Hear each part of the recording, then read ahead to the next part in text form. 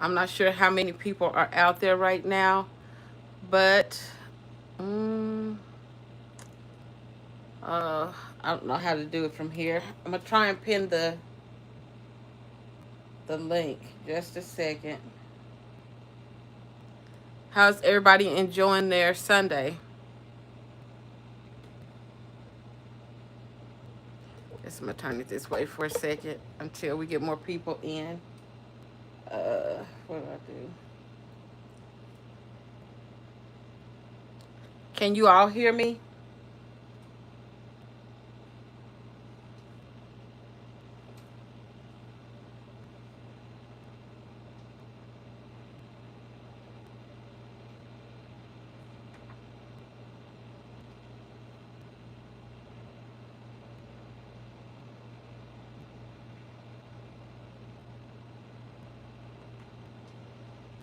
Hello to everybody coming in. Uh, just a second. Hello to everybody coming in. Uh, just a second. Hello to everybody coming in. Oh, I have the volume up on this. Uh,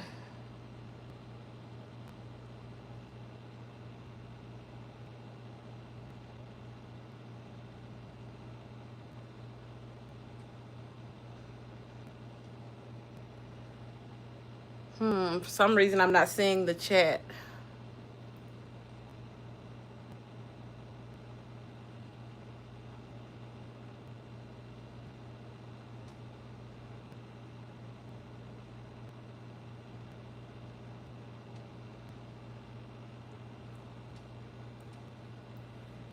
Okay, so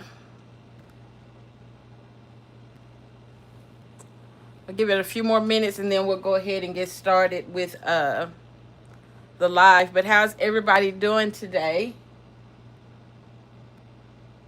I know in one of my reactions yesterday, y'all could tell I didn't know what day it was because I thought today was going to be Saturday.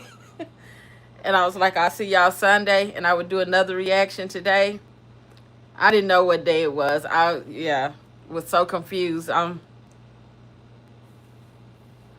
don't know. My days and nights, I guess, are running in together now. So I lost a day somewhere, and I honestly thought that today was going to be Saturday. So, let's see. Okay, so Rosie said yes, you can hear me. Um, hello, Miss Constance. Hello, Mabel. It's good to see everybody. So I did pin the what do you call it? The link if you all wanted to come up and say anything. I'm not sure if it's going to work or how this works. So I'm trying something, but we're gonna see. Hopefully, I did it right, but we shall see. And if not, if y'all just want to listen, then that's fine too. I'm gonna give it a couple more minutes and then go ahead and get started.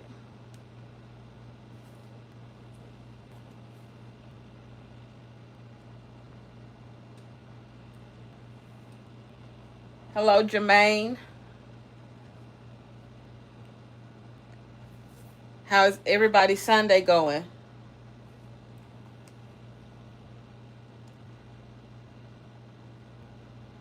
Hello, Valerie. I'm gonna give it like 2 more minutes and go ahead and start the live. Just give a few more people a chance to come in.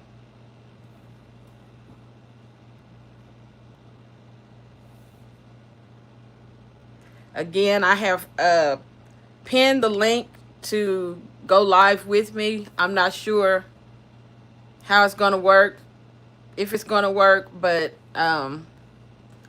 it is in the comments. So we shall see.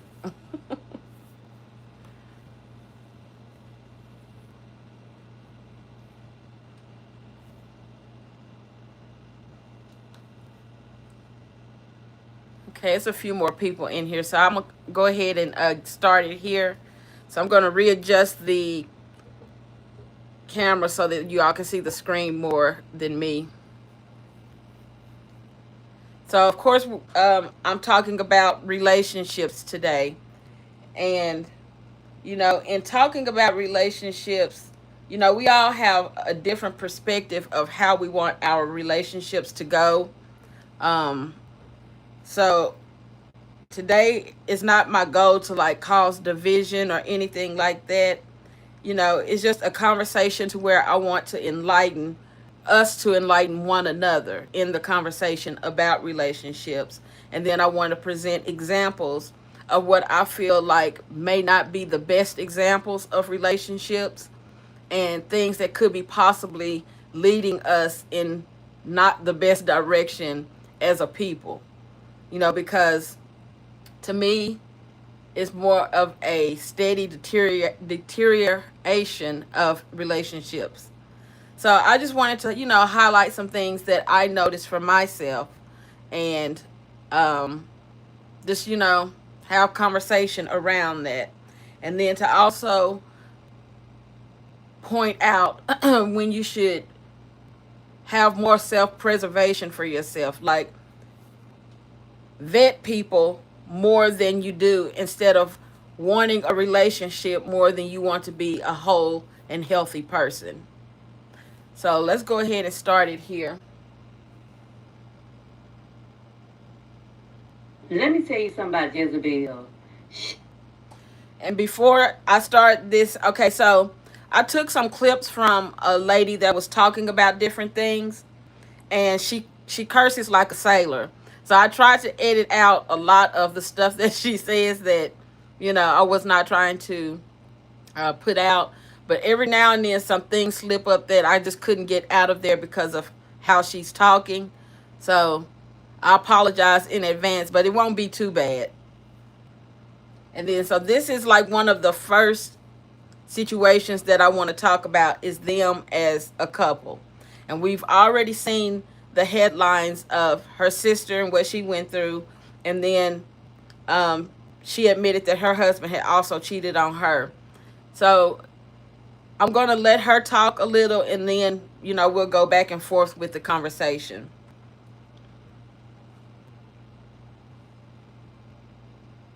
She likes to hide behind the illusion of perfection. This is why she was so mad with her husband when he brought her shame before the people. Text and say, hey baby, I'm home. And I say, hey baby, I'm at the strip club. She would have to find me at the strip club. And I said, well, I'll be home, when I see you, I wouldn't even leave. This is what she had to do with. She want to hide from her shame. So could y'all hear that, what he said? That she would be calling him, and he would have to tell her that he's at the strip club, and he was proud of that. Now, he's a record producer, but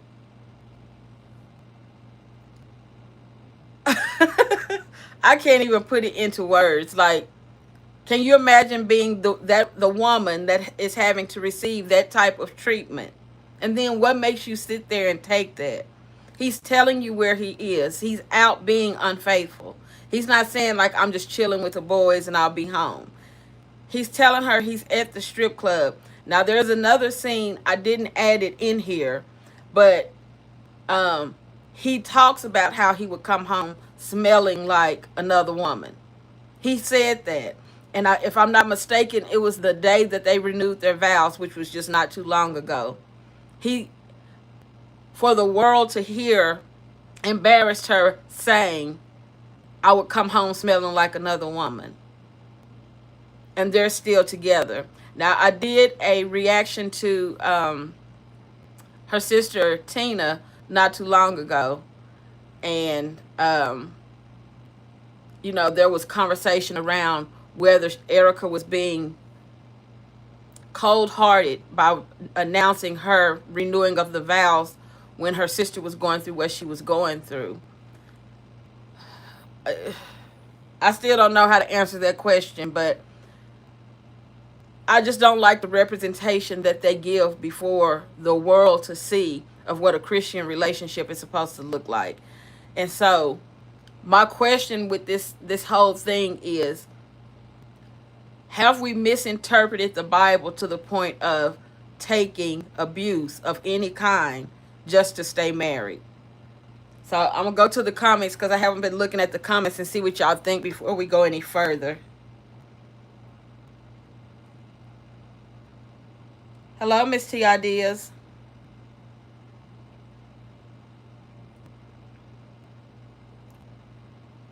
Okay, y'all don't have no y'all don't have nothing to say about that. Okay. So I'm gonna move on past this point right here, but I just again am questioning the images that are being put out there before us of a Christian relationship. So then when we look at something like IAG Farms and see Megan holding on to a marriage that none of us would want, it makes you question what would make her do that. Like, what is she reading in the Bible that's making her stick around for the type of abuse that she's receiving? And then the same here. Now, I'm going to rewind it because I want us to all pay attention to how she's reacting to him saying what he's saying. She's having to sit before an audience and be shamed by him saying that he was at a strip club while she was, trying to get in touch with him.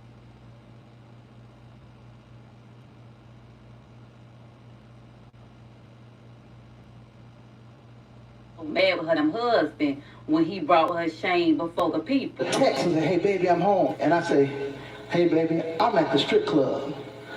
She would have to find me at the strip club. And I said, well, I'll be home, when I see you. I wouldn't even leave. She's sitting there and batting her eyes, and it's like she's trying to stay graceful. But at what point don't you stand up for yourself? Like, is it Christian for us to sit there and then take this type of abuse from somebody and not stand up for ourselves and teach another generation a better way? Or are we supposed to stay in this type of situation? Like, what do y'all think about that? Who is this couple? So this is Erica from Mary and her husband. That's half of Mary, the gospel group, and then her husband, who is a record producer. That's who the couple is. And he's on some panel somewhere talking about their marriage and saying how he would treat her. And, again, on their show, she talked about how her husband had cheated on her as well, which we're going to get into where the root of the problem is in a few more clips. But I'm, starting out with them because something has to be happening to keep women in situations that are detrimental for them. And then showing, again, another generation, you're just supposed to sit there and take this type of treatment. Like, you did find a man, you are married, so just be satisfied with that. I don't think that's the way it's supposed to be, but that's what's happening. So we'll go on. This is what she had to deal with. She wanna hide from her shame while profiting off sisters. You don't believe me? Look at this clip from her in church after Teddy filed for divorce from Tina. So for 2 years now, I've been standing on Isaiah 50 that says, because the sovereign Lord helps me, I will not be ashamed. Therefore I have set my face like a stone, determined to do his will, and I will not be put to shame. My God is still good. Praise him through it, and he'll get you through it. Clap your hands if you're not gonna give up. This girl done follow her and Honey's advice, and she. So she said, clap your hands if you're not going to give up. So this is when, after Teddy had filed for divorce from her sister, Tina, and, they were steadily talking her into staying in the relationship when she wanted to leave. Her sister and family talked her into staying for her husband to ultimately be the one to leave her. So, do we talk each other into situations that are not good for us? And then back it with the Bible instead of using the Bible along with common sense. I'm reading y'all's comments. Okay, Miss T Idea said, no, I don't think women should stay in a marriage with a cheating or abusive man. And I'm saved and no, wait. And I'm saved and I know right from wrong. And the Bible gives honorable reason for divorce. Exactly. It gives honorable reason. So then why do these women stay? Why do you think that they stay when biblically they've been given an out to be treated better by someone else? Why do they stay? Is it for the children? And then are the children reason enough to take the type of abuse that it's not just that they're enduring it at home, but it's being put on television as an example for the world? These are not private incidents that nobody knew about until they passed away. They're displaying it for everybody to see. Like, yeah, this is just the way it's supposed to be. A man is going to be a man, and you just stick by his side. That's the image that I feel like is being put out there. Let's see what else. No, it's not Christian nor human. Exactly. I agree with that, Mabel. It's not Christian and it's not human. But it's what we keep seeing over and over and over again. So I'm going to do, I have her sister, and then at the end I'm going to talk about Vicky Yowie and when she was dating her cult leader. But this is the Christian way. This is what we keep seeing as displays of what a relationship should be. I had Ty Tribbett and his wife, but they wouldn't let me upload that video, so I had to take them out of the lineup. But I did have Ty Tribbett and his wife and them going through. So it's across the board of representation of stick by a man and let the world see that you'll sit there and let him treat you any kind of way. And then he has no reason to respect you. And then because we're telling you to stay, he doesn't have to. He doesn't ever have to respect you. He knows you will be there because you're a Christian. So let me see what else y'all are talking about before we go any further. Batting her eyes to keep from crying. Yeah, to keep from crying. You know she was embarrassed in that moment, and who wouldn't be? And he said it with no shame. He also said it with no apology. He still was not apologetic in that moment. It's like he was bragging. And then he turned around and went in deeper detail on a different day, talking about how he would come home smelling like another woman. This is how he was coming home. And he didn't say this like it was an isolated incident. This was how they were living. This is how he treated her for an entire season of their life. That's just how it was. He leave the studio, he go to the strip club. He do whatever he does there, and then comes home smelling like another woman and expects for her to just be okay with it. And she was. Now, she wasn't okay with it inside, but she's still there to this day.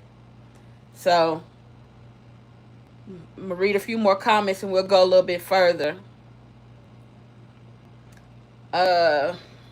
Some women's egos will keep them in a doomed marriage. God provides men and women a way out when the partner cheats.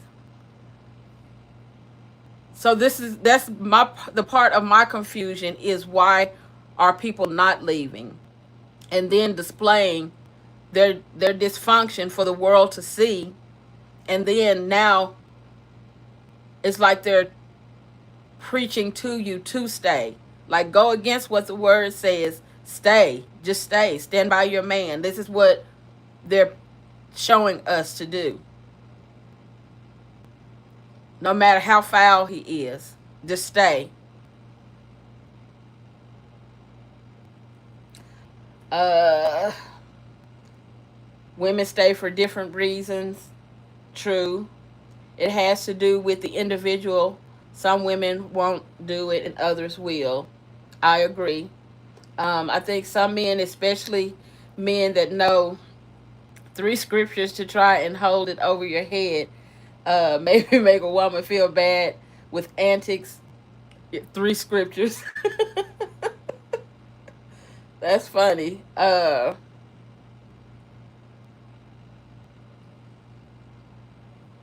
You sent an email about a Netflix series. Rom-com. It's about how romantic.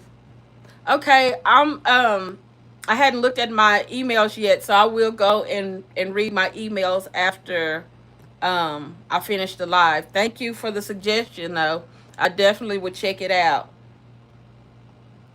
I think it's because the mothers slash saints of the church admonish them to stay until, and we're gonna get to that right there. Yes, the mothers. Yes, we're that is a very small clip, but we definitely gonna get to that. So with that, I'm gonna let this play on a little bit longer. Got the nerve to stand up there, somebody clap your hands if you ain't gonna give up. Y'all instructed them girl and push her to damn reconcile with a man that probably needs Bussy Anonymous. Where there is envy and strife, where there is rivalry, competition, disharmony, disunity, there is confusion and every evil work. You don't necessarily get that from adultery. You don't necessarily get that from stealing from the church, whatever it is that you could do, murder. It says where there is envy and strife. So when there's disunity in your home, you open the door to the devil and every one of his demons and utter confusion. That's why before we worked this out, I was schizophrenic. Happy, sad, fulfilled, unfulfilled, love my children, hate them, love him, want to kill him, love Mary. So before she finishes her statement, what she's doing is taking what her husband did to her and saying it was her fault. She's taking the blame. So this is another way of manipulating people to think that what he did is not that bad because really it was my fault. I allowed this to happen. I'm the one that let something come into our house and make him act like that. She's taking up for his actions, but it's all on him. It's like she's shielding him from what he did, shielding him from judgment by taking it and saying, no, it was me. It was my fault. I can't stand it, just utter schizophrenic, because I had opened the door to confusion and every evil work. Her husband been laying and playing with Cat and probably damn Bussy too. But she is the one that opened the door for chaos and confusion to come in her mess because she wouldn't let him do it in peace. You heard it right. So, yeah, pardon her language, but what she's saying is that he was out there, cheating. Could have been with men and women, but he was doing the most. And that Tina is taking up for him and saying that she's the one that allowed this to happen. Not him. It wasn't his fault. It was her fault. She allowed division in her home. She didn't, but that's what she's saying for the world to take up for him. That's how bad she wants her marriage to work.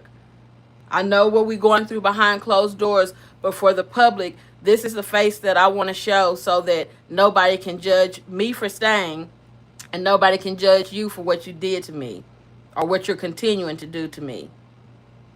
So is that where we are as a Christian body, is to display this type of relationship and say that it's worth fighting for with everything that they have publicized that we know he did.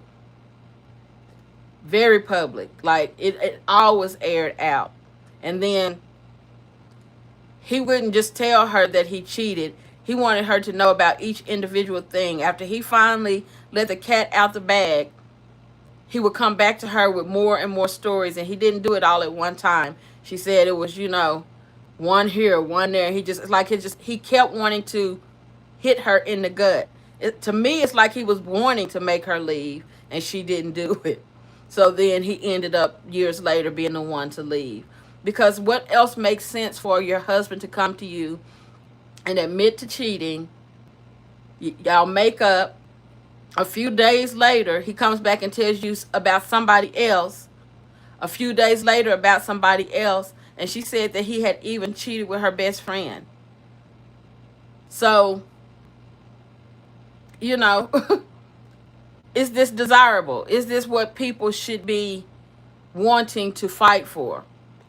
Let me go back to the comments for a minute because I had gotten off of it.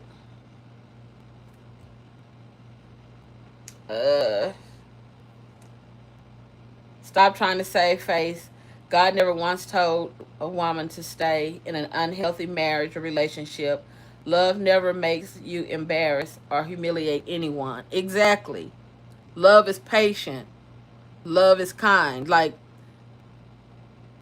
I just don't understand what they're fighting for, but it irritates me at the irresponsibility of it being for the world to see, and now it's miseducating people.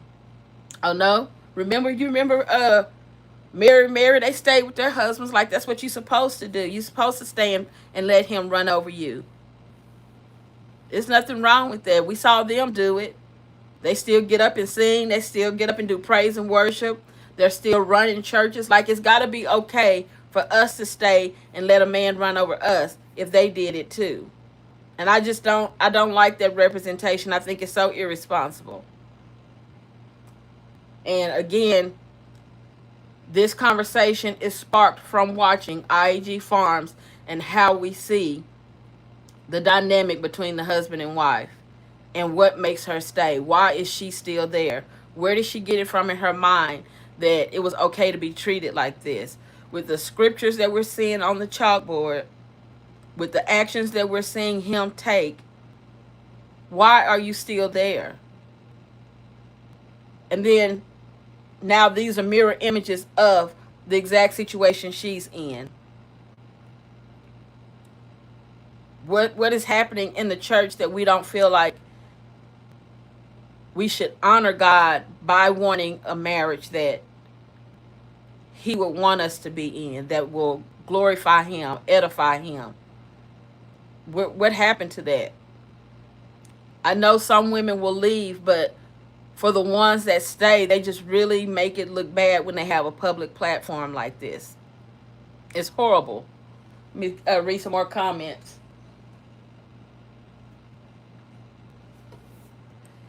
Again, I pinned the link, but I don't know how to work. But if one of you all wanted to come up and say anything, I think that you can hit that link and be on the live. I think I think I did it right. I don't know, but it's tagged in the comments for that reason. That's the link to come up and talk if you want to. So I just wanted to say that to anybody that has just come in and not heard that. Let's see.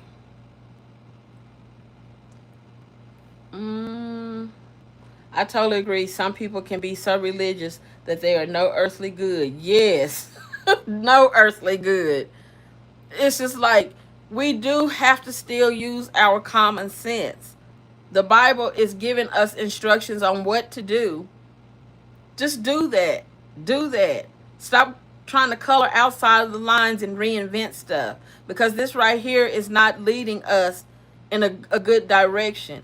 Because what's going to start happening is just going to create more sin between the two of them from animosity. And who knows what level that will go to. There's no way, as happy as they look right here, that they're actually going to be that happy behind closed doors. There's just no way.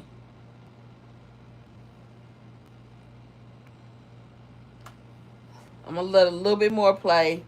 He rubbed it in. He rubbed her face in it. He did rub her face in it. And that's what was so killing about watching it, is because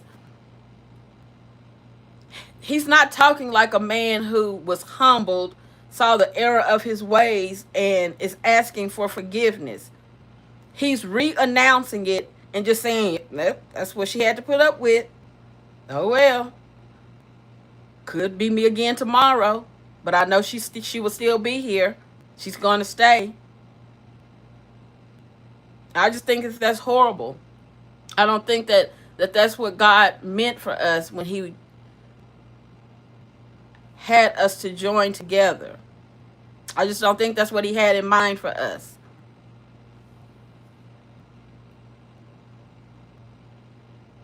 He had a wandering spirit, and they both somehow married men with wandering spirits.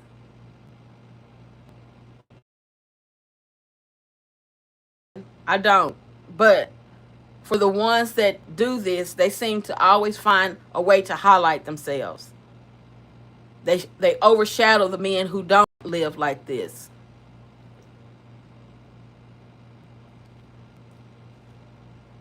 And that little girl learns, well, if mama stayed through the cheating, the disrespect, etc., then that's what I'm supposed to do, even when deep down they know it's wrong. And that's what we're going to get to, is their mom. In just a little bit, we're going to get to their mom, and you just hit the nail on the head with that, because it's taught, and they're teaching other generations that it's okay to live like this and put up with this type of stuff, and I just don't like it. This is not what love is supposed to be. It's just not. And then to have such a spotlight shined on you, you have even more of a responsibility to be showing people the correct way. That's supposed to be all a part of their ministry. Music ministry, actually having a church and being the pastor of the church. However you're doing it, that's supposed to be what you're supposed to be doing. It's reflect a reflection.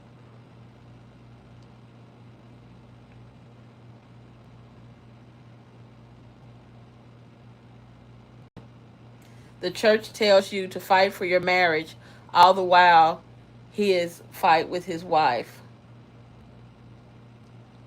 Till death do us part is not in the Bible. But that's how they're living, till death do us part. And they're going to end up, the men in these situations will end up living longer lives, because these women are going to be stressed out. They're literally taking years off of their lives putting up with these type of situations.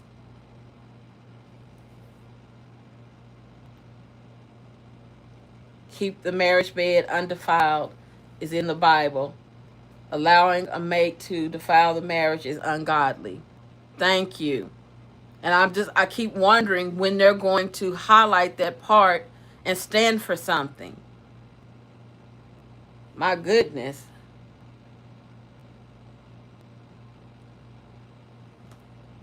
Um, he's not humbling. He is very arrogant. Very arrogant. The way that he said that does not lead me to believe he's a man who has changed his ways, even with the renewing of the vows. And again, with the renewing of the vows is when he was talking about coming home smelling like another woman. Like, I think it's for show. I think it's, you know, for the church, showing this unity for the church, so that the church does not fall apart.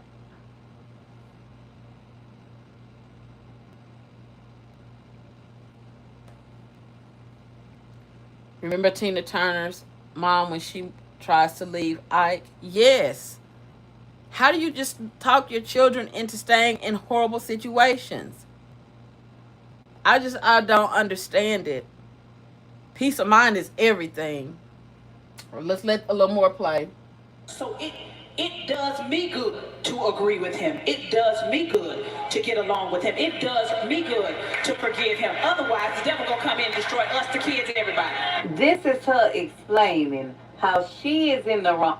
She said it does her good to agree with him, otherwise the devil is going to come in and destroy her, him, and the kids.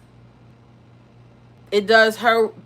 It's better for her to agree with his foolishness so that the devil doesn't come in. But the devil is already there. He's already there and he's running it.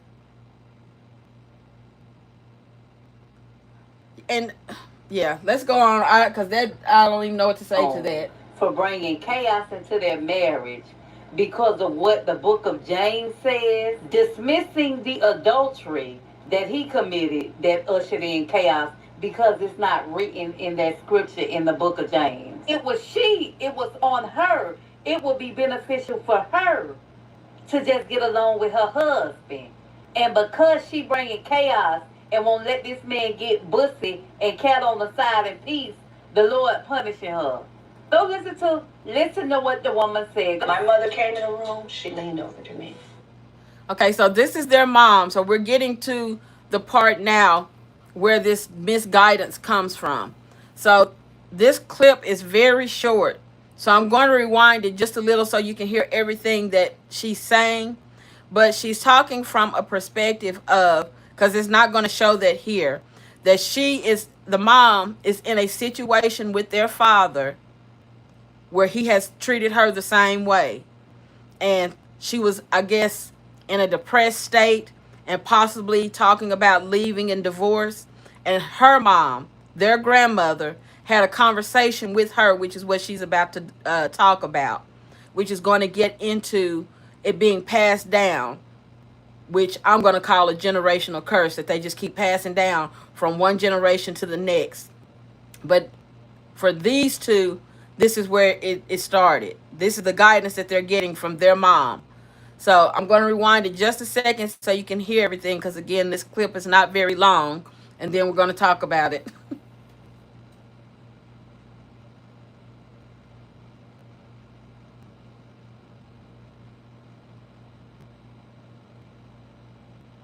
And won't let this man get bussy and cat on the side in peace, the Lord punishing her. So listen to what the woman said. My mother came in the room, she leaned over to me. You said, now Tommy, it's your mama talking. If you lay up here and lose your mind, the husband you got ain't gonna want you. Another one ain't gonna want you. And somebody else is gonna raise your kids. The first two things she said didn't hit as hard. But when she said somebody else was gonna be raising my kids, I knew I had to come too. Because nobody was gonna raise my children. Listen. Except me. I'm convinced all honey daughters is damn touched. And that's because she programmed their asses to follow in her misguided footsteps so she can have some kids. Okay, so before we go too far past that point, were you all able to hear what she said? That her mom told her that another woman would come in basically and take her place if she did not get herself together and stay with her husband. And she claimed like the only thing that made her come to her senses was when her mom said somebody else will end up raising your children. But really that whole thing is what made her stay. So clearly she has passed this thinking down to her daughters. And all of them have been with the same type of man to treat them the exact same way. And then they stay. And all of these women are in public positions where they're displaying before the world to stay with this man, let him dog you out, and then teach the next generation to do the same thing. She literally just said this out of her mouth, that this is what her mom told her. So now we know that it was a generation before that did the same thing. Then she talked her daughter into doing it. Then her daughter talked her daughters into doing it. At what point do people decide to break that generational curse, read the Bible as it's written, and then live that way instead of fighting for something that is not worth fighting for? It's not a good example to set for other people. And you say that you're in any type of ministry. I'm going to read some of the comments before we go on.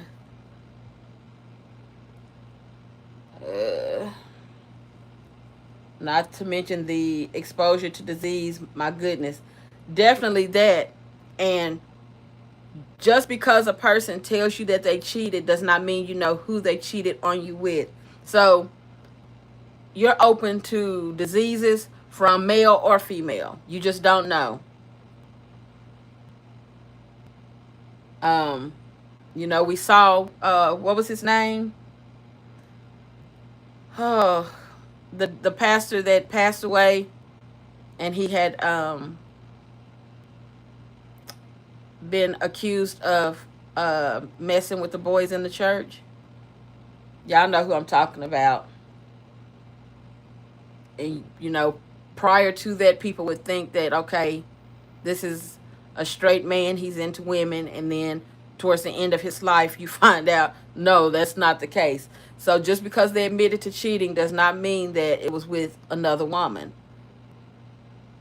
uh People that cheat don't think about or care that they could possibly transmit the disease to their companion who they say they love.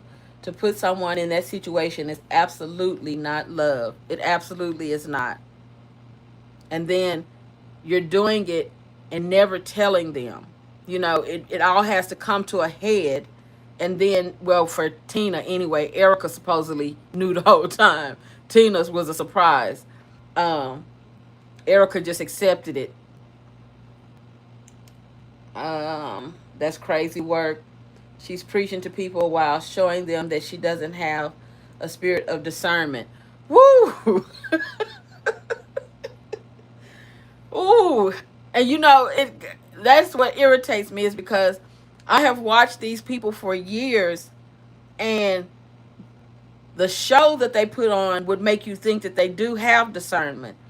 But then when they actually open their mouths about anything that's happening in their personal lives, you realize, oh, oh, oh, okay. So, yeah, I agree with you. I'll leave it at that. I agree with you. Um, yes, hello to anyone that's just joining. I see the message, but I missed um, who just came in. Uh, I always knew I could leave. My mom left my father, and she raised 8 children by herself. Perfect examples. Perfect. Nobody wants to be in that situation. That's not the ideal situation to be in, but it happens. And would you rather have left and teach your children better, or do you want to stay and teach them worse? Do you want to keep passing this generational curse down? That, daughter, I'm sorry, your life is not going to be happy. You're going to have to deal with a lot of mess just to keep a man. Is that what they would rather teach than leave, be happy, healthy, make sure your children are mentally stable, that they're not going to pass this down to the next generation? What is Tim teaching his boys out there about how to treat a woman? And this has definitely been mentioned before. What is he teaching those boys about how to treat a woman? They don't respect their mom in any way. They don't show any type of love or sympathy or empathy for her. They don't address her like she's the only female in the house and let me treat you as such. So, around the board, you just seeing this over and over and over again. And people say God, people say Christian, but then you ask, where is the walk? Like, how far away from this do we have to keep getting? We already know a lot of mega churches have been put in the headlines for taking people's money, living rich off of the congregation who can barely eat. How far does the ministry have to get away from what it's supposed to be before somebody starts pulling it back in and saying, no, this is the representation we're supposed to be giving? Being the age that I am, I know deceit has always been in the church. Deceit is everywhere. But of a certain age, you can almost tell when the shift happened of letting more secular things be acceptable in the church instead of keeping that the fine line there, not graying it. You can almost tell when that shift happened. Um, you start hearing more secular beats in the church instead of it being the opposite way around. You know, we've done of secular artists to take something that sounds gospel and sing it. But then when the church started singing stuff that sound like secular music, it's just like, really? Is that what we doing now? And then not to mention, Mary were the first ones to sing in a nightclub. They ushered in that era. What were they going too far? I felt like they were back then, but people felt like it was cutting edge. No, they're going too far. And it has not been the same since. And then Erica had a controversial song, but I can't remember what it was. I can't remember what the song was anymore, but it was just like, what are you talking about in this song? So,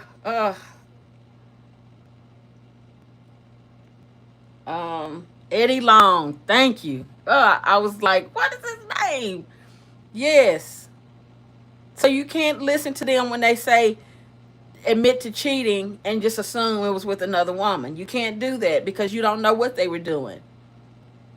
You know, Eddie Long never admitted to anything, but all it was just too much out there to not believe the victims.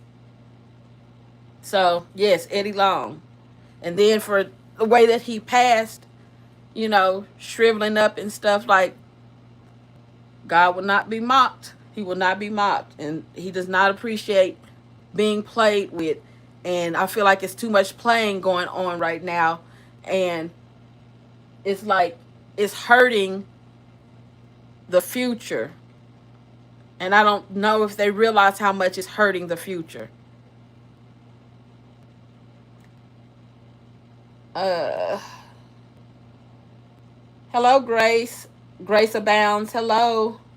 Uh, the rhetoric repeated in the black church leads to more generational curses. Oh, does it ever? Does it ever?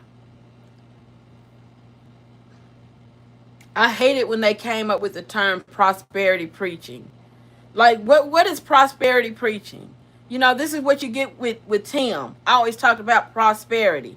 But what about the rest of the Bible? How do you just focus on prosperity? Those are shifts in the church. You know, some people paid attention to it, some people didn't. It's just like, us, the church, let's just follow it. Don't question nothing, let's just follow it. But what did God say about his sheep? I don't think people have ever taken out the time to really know his voice, to know if they really are following him or not, or if they're following a trend. If they just want to do what looks like is popular. The majority is doing this. Oh, they say this is how it is now. You grade the lines to the point that really it no longer exists. The world is the church and the church is the world.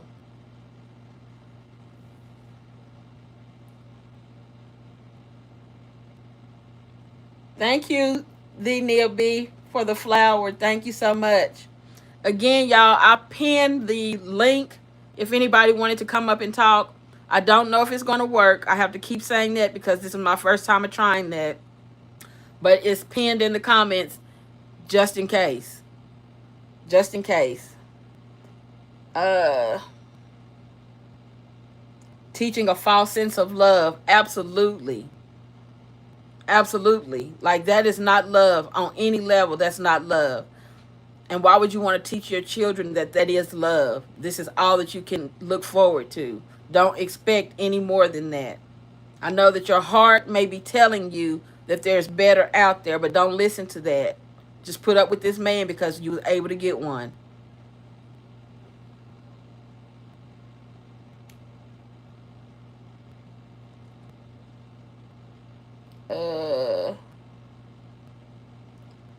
Unfortunately, it seems the church these days supports the dysfunction because in many of their households, dysfunction is normal, everyday life from the pastor on down. Yes, and their home life is coming into the church. You know, when I was younger, We didn't know how the pastor lived. You know, you just didn't know. I mean, okay, well, I take that back. So, the church I grew up in, the pastor was like an uncle to me. But I'm saying, generally speaking, you don't know how the pastor lives. You don't know what happens behind closed doors. But it's not like that anymore. Everything is just out in the open for everybody. And then it usually ends up being something that nobody should have known about. You should have kept that to yourself.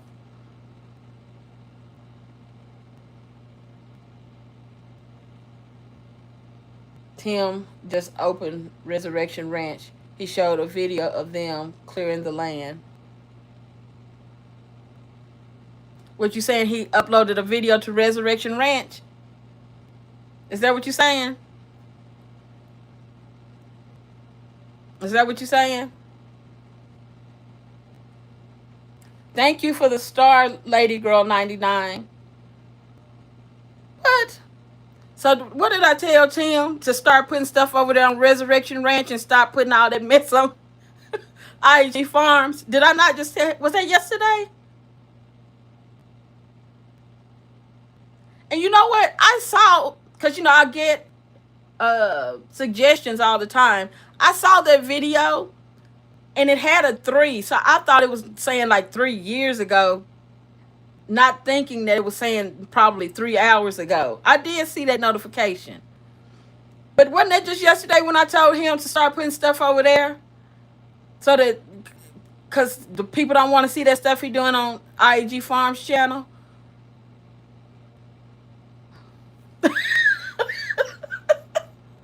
Okay, now I'm a little thrown. I'm going to try to stay on topic, but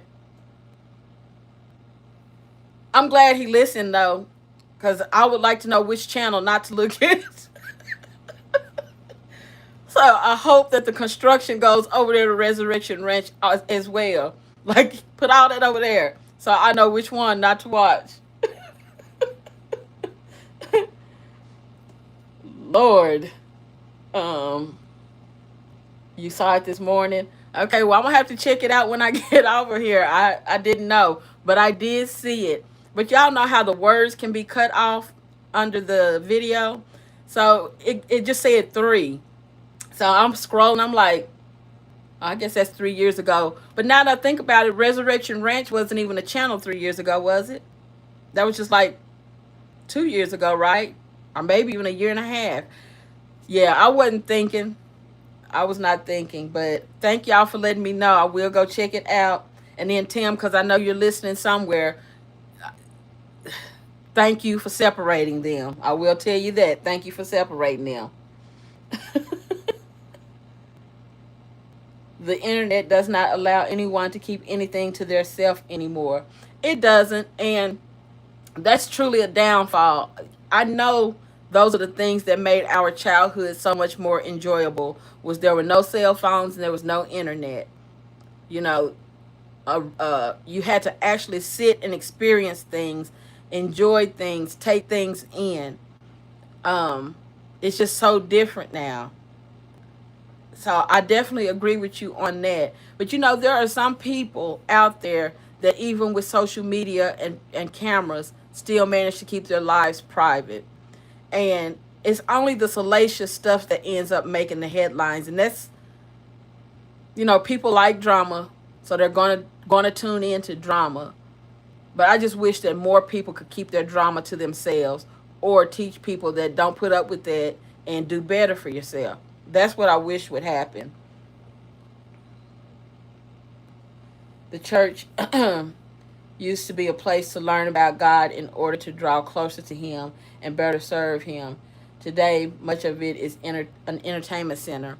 I agree with that. The same as when Tim had Megan to do her repenting.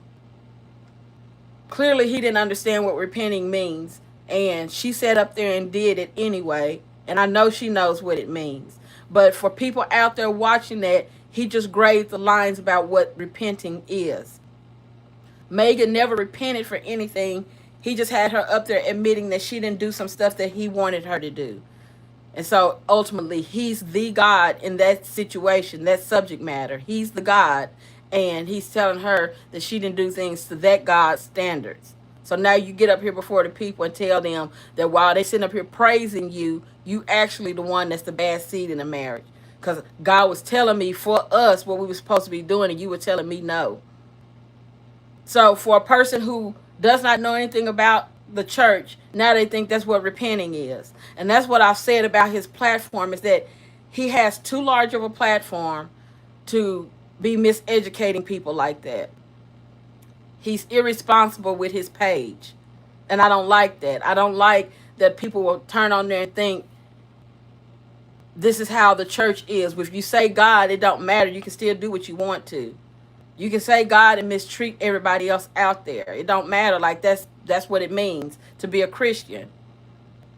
At what point do people hold other people accountable? Like, no, that's not how the Bible meant for us to walk this out. That's not how the Bible wants us to represent ourselves, because we're supposed to be what, made in his image. But we're not showing that. We're not showing anything about his image when all this type of foolishness is going on. So I'm going to let a little bit more play. To share her dumb misery with, just like Maddie. You get it? Did you get it? Well, shake your head. You didn't. So I didn't get into Maddie Moss Clark, the Clark sisters' mom. I didn't deep dive into her, but this particular person is saying that she grandfathered a lot of this stuff into people's thinking. I cannot verify that because, again, I didn't go down that rabbit hole. But I left this clip in there because it's something that I do want to look into. But y'all see that she has Joe Jackson right there because, if y'all watched the Clark sisters movie, you saw how she treated them a lot like Joe Jackson treated his children with their music careers and just, controlling their lives, period. So she's saying that she ushered this type of spirit into the women thinking like this in the church. I, again, can't confirm that, but I did want to leave it in there because it piqued a little interest for me. So things have to start somewhere. And so as dynamic of a figure as she was, what all did she introduce? Not just the music part of her. What else did she introduce to people that I'm not aware of, So, yeah, I just left that in there for that right there. Let me see what else y'all are saying real quick.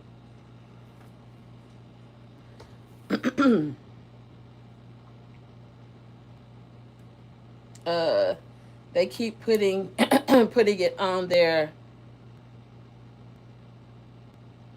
Mabel. Maybe they could be private if they want to. I think that they could be more private. People like sharing stuff like, what do they say? Bad press is still good press.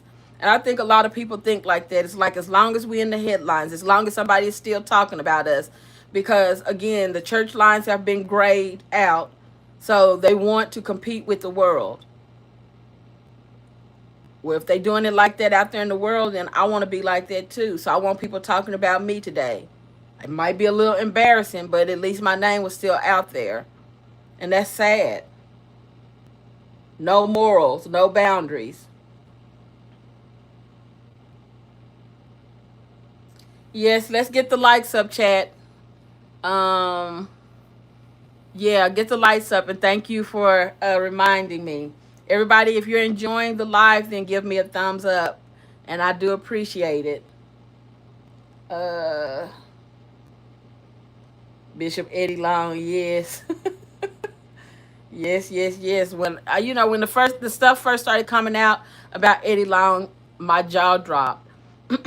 After that stuff with him, I'm just like, okay, so the sky's the limit now. Anything could happen within the church, and you have to study it, like go do your research for yourself to determine if you believe that or not. So then when they started saying anything about TD Jakes, I'm like, anything is possible. Anything is possible at this point, because now we know that the world has infiltrated the church, and that even the pastors don't hold themselves to a certain standard anymore. It's not just the congregation, like the pastors don't either. You know, no man is perfect. So we know that preachers are not perfect people, but there are some things that it's just like, no, no, you're not allowed to do that and then still stand before us. Absolutely not. So that's like just being spiteful. Like, I'm just going to blatantly put this in y'all's face and still stand up here before you. You can't judge me. Let's see what else. Um,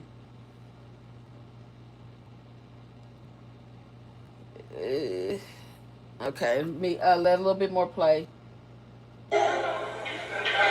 What makes her Jezebel? Her psychology. Would go out for weekends. I would literally. Okay, y'all, I don't know who these people are. They're in the ministry too. They're a pastor and wife. I don't know who they are, but I wanted y'all to listen to what the wife has to say real quick. So I'm going to back this up.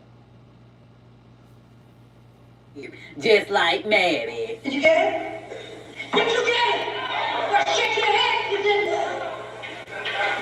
What makes her Jezebel? Her psychology. Would go out for weekends. I would literally help him get ready to go meet a side chick by ironing his clothes and getting him ready for the night. And these are all. Did y'all hear her? She said she would iron his clothes to help him get ready for his side chick.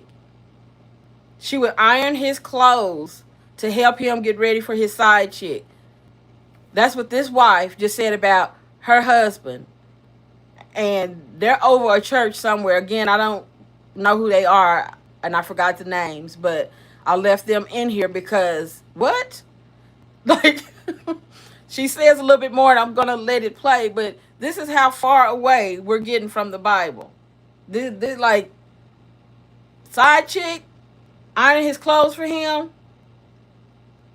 So she stands. She like, I don't care what is going on. So this is like another mirror image of Erica and her husband from Mary Mary. This is a mirror image of that. Her knowing what he's doing and helping him prepare to go and do it. And she's going to stay at home. Then they leave a church. And again, now they're sitting and being interviewed about this situation and putting it out there like it's okay. This is an interview that's going to live in history forever.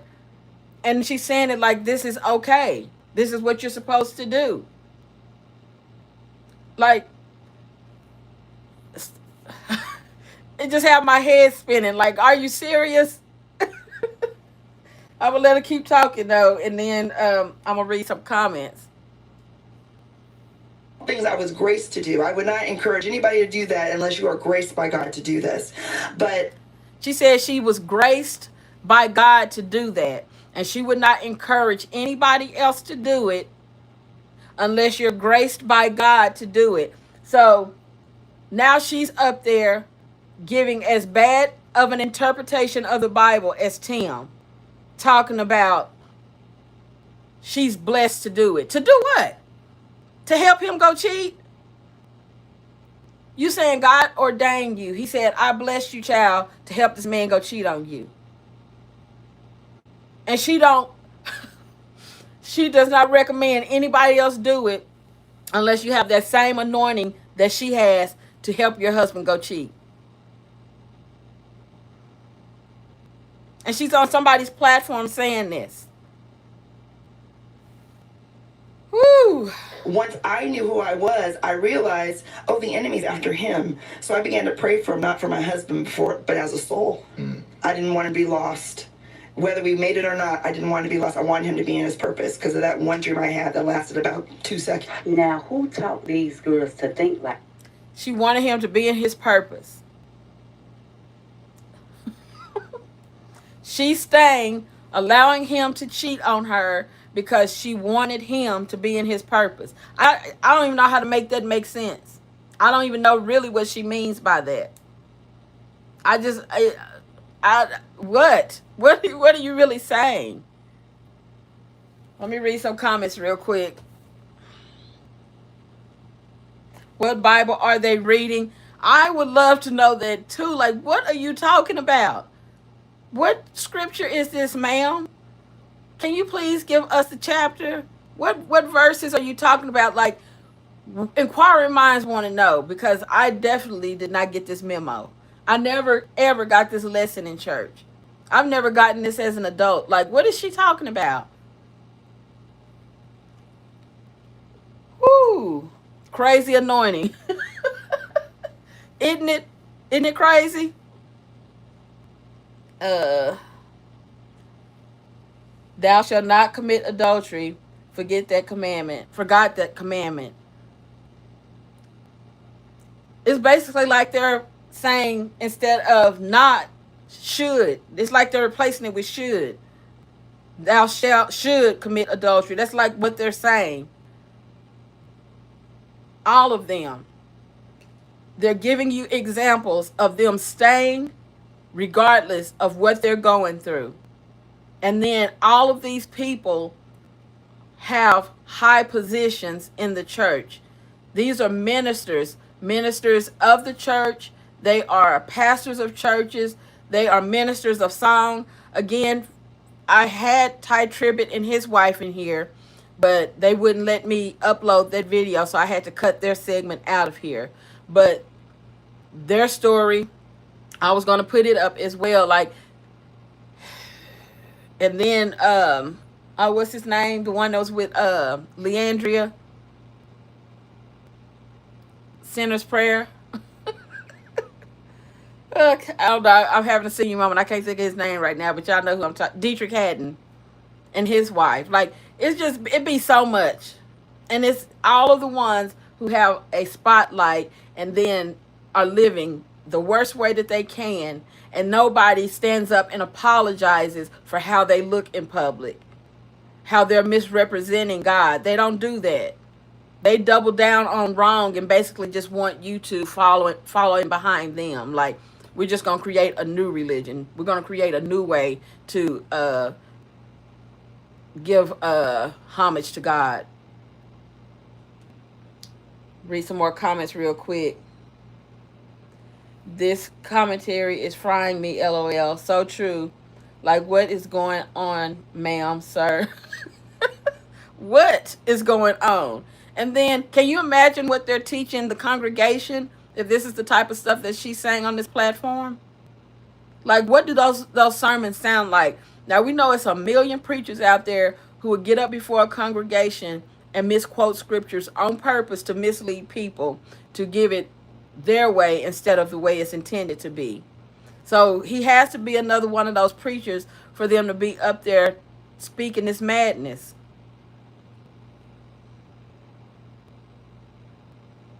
There's a difference between religion and having a personal relationship with our Creator. And that is what people clearly do not have, even though they say that they do. You know that they don't. There's no way that they can. There's no way that they can. All that anointing on Leandria Johnson, and she's on her public platform, drunk as a skunk, talking. Like, it's too much. It's way too much going on. How do you run to the church for refuge and they are literally mirroring the world? How do you find a safe place in there? This is why a lot of people have started forsaking the assembling of others, because too much is going on and not enough of the right stuff.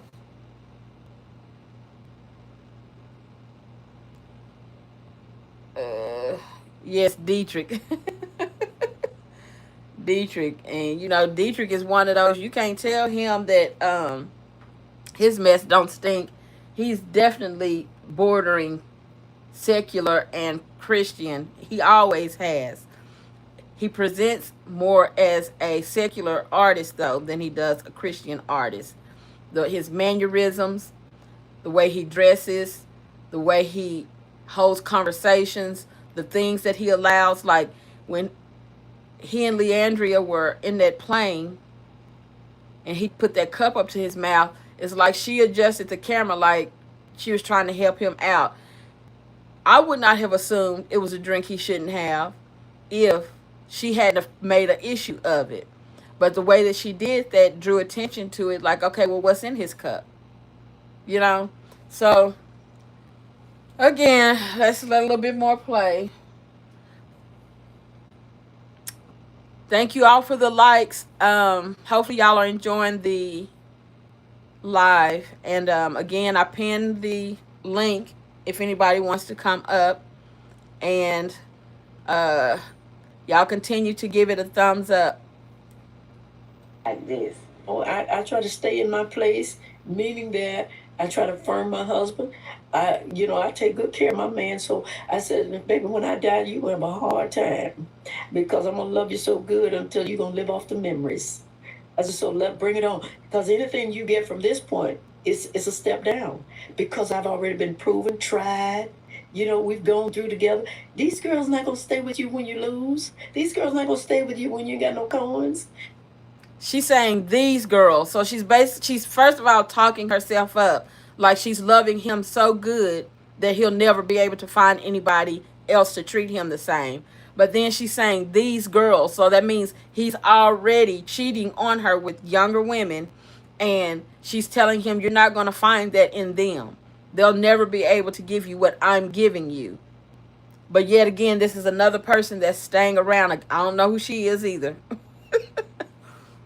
Maybe y'all do. I don't know who she is.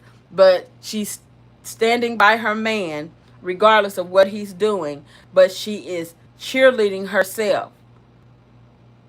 She's loving him so good that these other women will never be able to give you what I've given you. Babe, I had to do my hair in the kitchen. I had to take your wreck and turn it into a check. Huh? I'd have been there with the lights off. These babies are not going to do that. So, whatever they can give you is no comparison to this queen. The rationale and aspect what psychology she used on her husband right there let me know his ass a Ahab. Share your story with us. And I know it's not going to be easy. Okay, so before we get into Vicky Yowie, we're going to talk about that a little bit. She's telling him that these young women would never be able to give you what I've given you, but that she's dealing with a present situation that's present in her life right then. She's not angered to leave. She's going to stay. And the best she can come with is they can never do it like I have. I've been by your side when you didn't have anything, when I was having to do my hair in the kitchen because you didn't have enough money for me to go and get my hair done. What does that matter, though? He's still treating you like you're nothing. He's still out there doing what he wants to do. And again, he know you're going to be at home when he get home. And then you just admitted it. I'm really confused right now how we got to this point. Now, I do see the moms handing it down. But who ever said this is how it should be, and let's just start teaching this? And then at what point does a person that's being taught this not feel something in here like this is not right and this is not what I want? I want better for myself.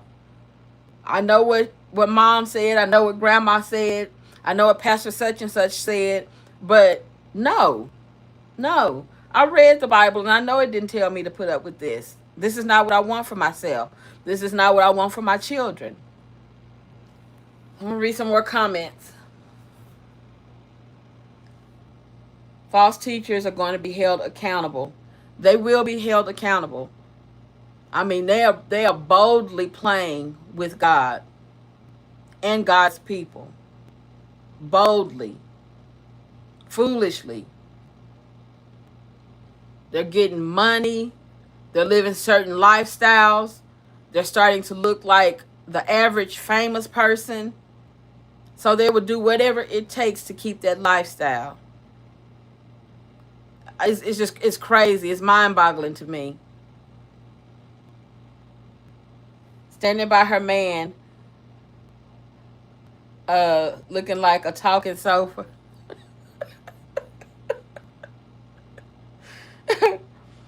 Yeah. Self-respect seems like it's what is needing to be taught again. to know your own self-worth.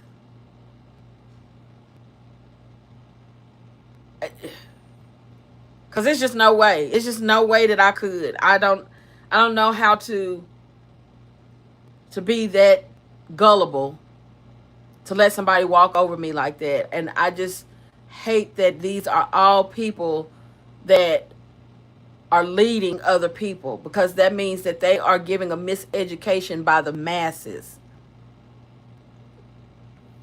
Can you imagine putting your life in someone else's hand to make decisions for you in the event you are unable to do so? That's one main concern people don't consider when they're married. And especially when you're in these situations right here. Because, you know, we've seen incidents of people being unalive because their spouse found somebody else. And there was a case like that. I want to say it was in Florida. It was some years ago now. It was a young couple that was over a church.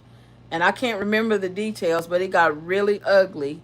And I want to say that somebody lost their life in behind all of that. It was a young black couple in Florida. And I just can't remember the details anymore.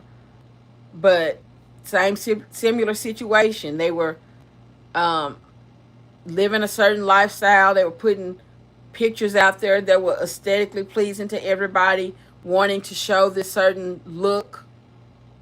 So then when everything happened and somebody ends up unalived, people are shocked, because it's like, what? We didn't even know that they had all this going on, but they did. Um, she's chosen delusion, dysfunction, and disrespect. And yes, that's the stumbling block. Yes, I agree with you. And who chooses that and then tries to normalize it?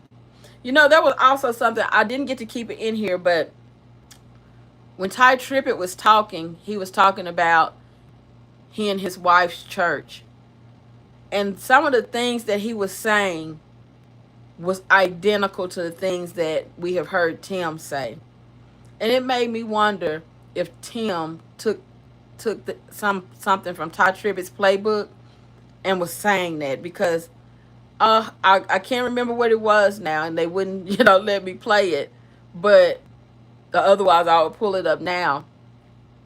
I can't remember what it was, but what I'm going to do is go back and look at it and bring it up in another video, because he was talking about dry bones, but then it was three other things he said, and I'm like, this is just like too dead on to what we've been hearing at IG Farm. So I'm gonna find it. I was, of course, would have brought it up if they had let me keep that segment in here, but they didn't. 45 people need to hit the like button. Thank you. Could we get more likes from everyone, please? And thank you. Okay, so now we're going to get into Vicky Yowie. Now, I covered her in this video some months back when I was, talking about cult and cult-like behavior. So she's going to be talking about a man that she has started dating in the church that was a preacher. And I'm not going to get into this full video. I'm just going to let the first part of it play. So, this full video is out there. And then also I did a reaction to the full video. So I did a reaction to this video of her. Then I went back and did a comparison reaction to her and Megan. So there are two separate videos out there around this. But, yeah, I'm going to let her tell her story, and we'll, get into that. So the difference with her situation is she's talking about dating as a Christian instead of it being within a marriage. So, it's still dealing with relationships, but hers is just, a slightly different dynamic. So that's why I wanted to include hers, because it's giving a different look at, trying to meet Christians, trying to date Christians. What does that look like? Does it look better, or is it more of the same, or is it even worse? So I'm gonna let her start talking right here. So it's gonna be hard. It's already making you emotional. It is. Why? Because when I spoke out against this monster, I had so many people saying, you're just a woman scorned. He cheated on you. He got names of a couple women. But I knew it was more than that. I knew it was more than that. And I got criticized. Just people just thought I was crazy. But I knew this man was a wicked man. And I spoke out. And when I went on social media, I never got caught. Because as a Christian recording artist, you shouldn't be doing what I did with this man. Yeah. I didn't get caught in anything. God spoke to me and says, Vicki, you need to confess to. So the one positive thing that's different in what Vicki is doing and what we have not seen is that she is admitting her wrong and the wrong that was happening in the relationship. And then she is not glorifying it like this is how you should be. She's pointing out the error of her ways. And, so now you can listen to this and not go down the same path instead of trying to mirror what she's doing. She's not glorifying it. So I did like that difference, as well as, talking about dating and not, being married. But she's admitting wrong. So this is a person who God has humbled her, and then she's letting that humbling come across in her conversation. Let me teach somebody else so that they don't make the same mistake. The world. You're a gospel recording artist. You're with this man. He has convinced you that you are in a okay relationship because he's best friends with Jesus. And he's immune from all of that. And you're going to be okay.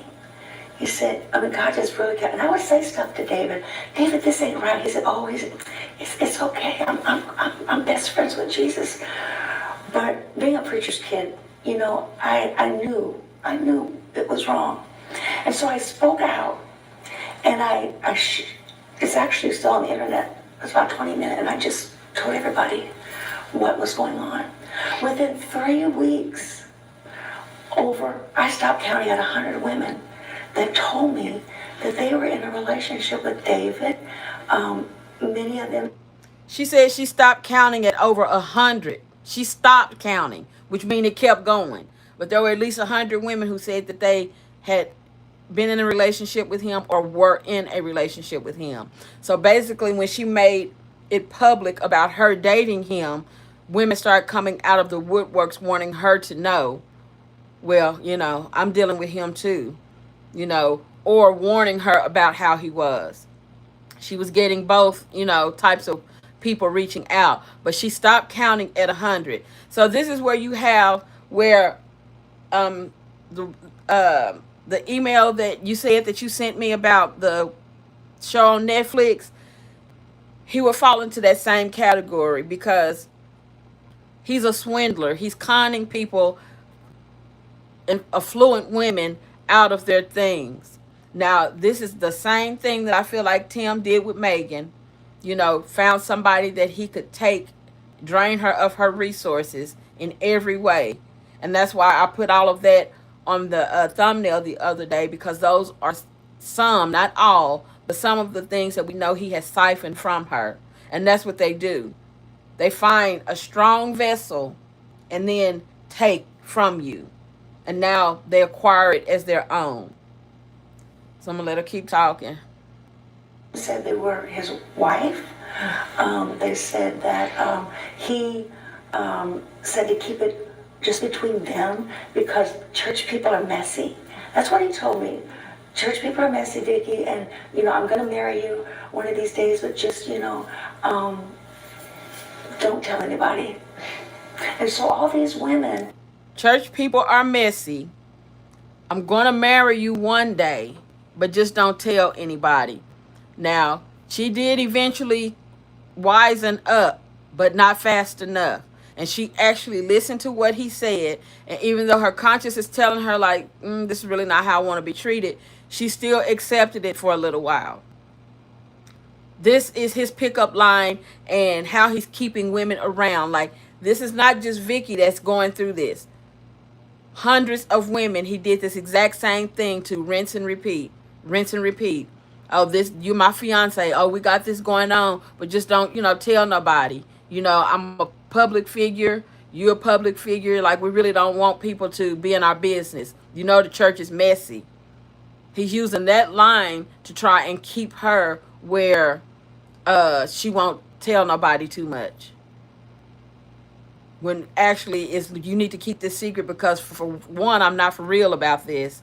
I just need to get what I can get from you. And then two, if you talk too much, you're going to mess up what I got going on over here. I'm going to read a few comments real quick and then go a little bit further. Yep, they look for a certain type, like a predator. Yes, a certain type. And Megan was easy for the picking. She was gullible. She, as you all stated earlier, no earthly good. She's, so religious that she's no earthly good. It's just like, I'm sold out for God. And I feel like a lot of Christians that get taken advantage of feel like they're supposed to always show the meek side of them and allow people to run over them. Oh, let me give this, let me give that. Ty Tribbett's wife had mentioned that in their interview of how she used to be. And she was such a giving person because she was giving from a broken place in her. And she had to go and get therapy to realize that that was what was happening with her. Megan clearly suffers from something in her past that she has carried into her present, and Tim took advantage of that.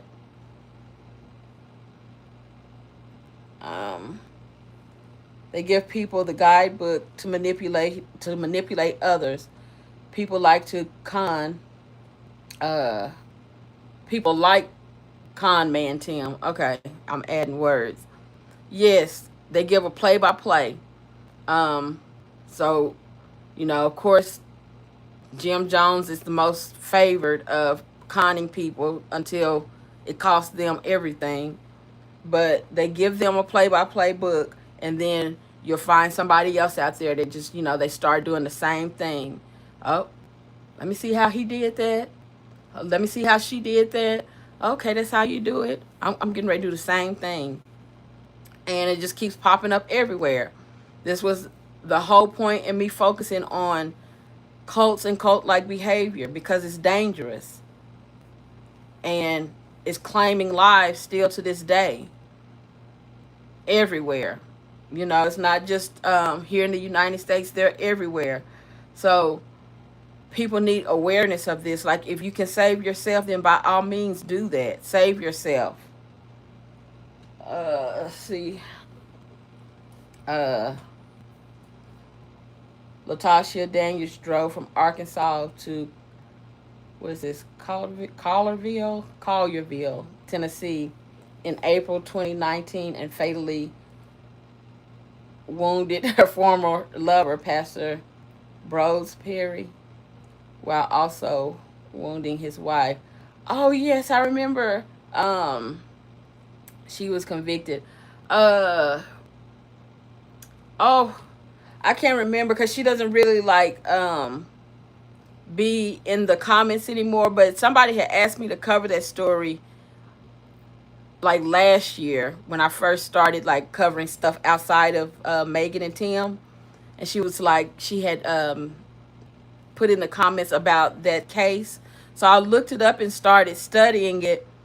That was really sad. But this is men out here playing with women's emotions, and then it cost him. It cost him his life. But they're not going to stop. Like, that was not going to be lesson enough for the next man to not, keep doing it, as we see here. Are out there thinking that this man is going to be the one that they're going to marry. Loves them. loves them. There was times he would text me, and he would just say, "Hey, what's going on, baby," or whatever, and I would respond. He wouldn't say nothing back, and then the next day you'd get, you know. And so one time I remember saying, "David, we're supposed to get married at some point. We haven't talked in 3 weeks." He said, "Oh," he finally would call me. He said, Now, some of y'all may remember me covering his story also, because I did a reaction about him. So that's David E. Taylor. And he was doing a whole lot of conning and scamming within his congregation. And he was also doing a lot of things that got him in trouble with the government. So I do have a reaction to that. But that's who she was dating. And we can all see that he's not, the most handsome person in the world. So he definitely was slick with his tongue to be getting hundreds of women to do the same thing over and over and over again. "I don't know about us." He said, "You just seem very unstable." And I said, "Well, maybe you're right. You're so busy doing the things of God, and you're traveling, and He told her that she seems very unstable, and she said, maybe you're right. This is where they start messing with your mind. Tim is notorious for it. We've seen him break Megan down mentally in front of us. This is what they do, though. They know how to attack you. They watch you long enough to know what they can say that will tear you down just enough to make you second guess yourself. Like, oh, maybe I am overreacting. But she said they hadn't talked in weeks. But this is supposed to be her fiance at this point. They're supposed to be engaged to get married, and she's having to chase him down. Then once she gets a hold of him, he makes her question herself. It's something within her. You can't be seeing this right. I know it's been 3 weeks, but it's something going on up here with you. It's something in here with you. It's not me. It's normal for your fiance to go weeks without you being able to get in touch with them. I'm sorry that I guess I was asking too much, so that I backed out again. And so, but I had a lady even today, he moved her from Maryland and moved her a few blocks from his home in St. Louis. And she said, "When I saw you come out and say what you said, the first 3 words, I knew you were speaking the truth. Because everything you said about him, he did it with me." And so that's why the women believed me. Yeah. The women believed me. The Department of Justice says David Taylor and Michelle Brandon are facing charges of human exploitation, financial.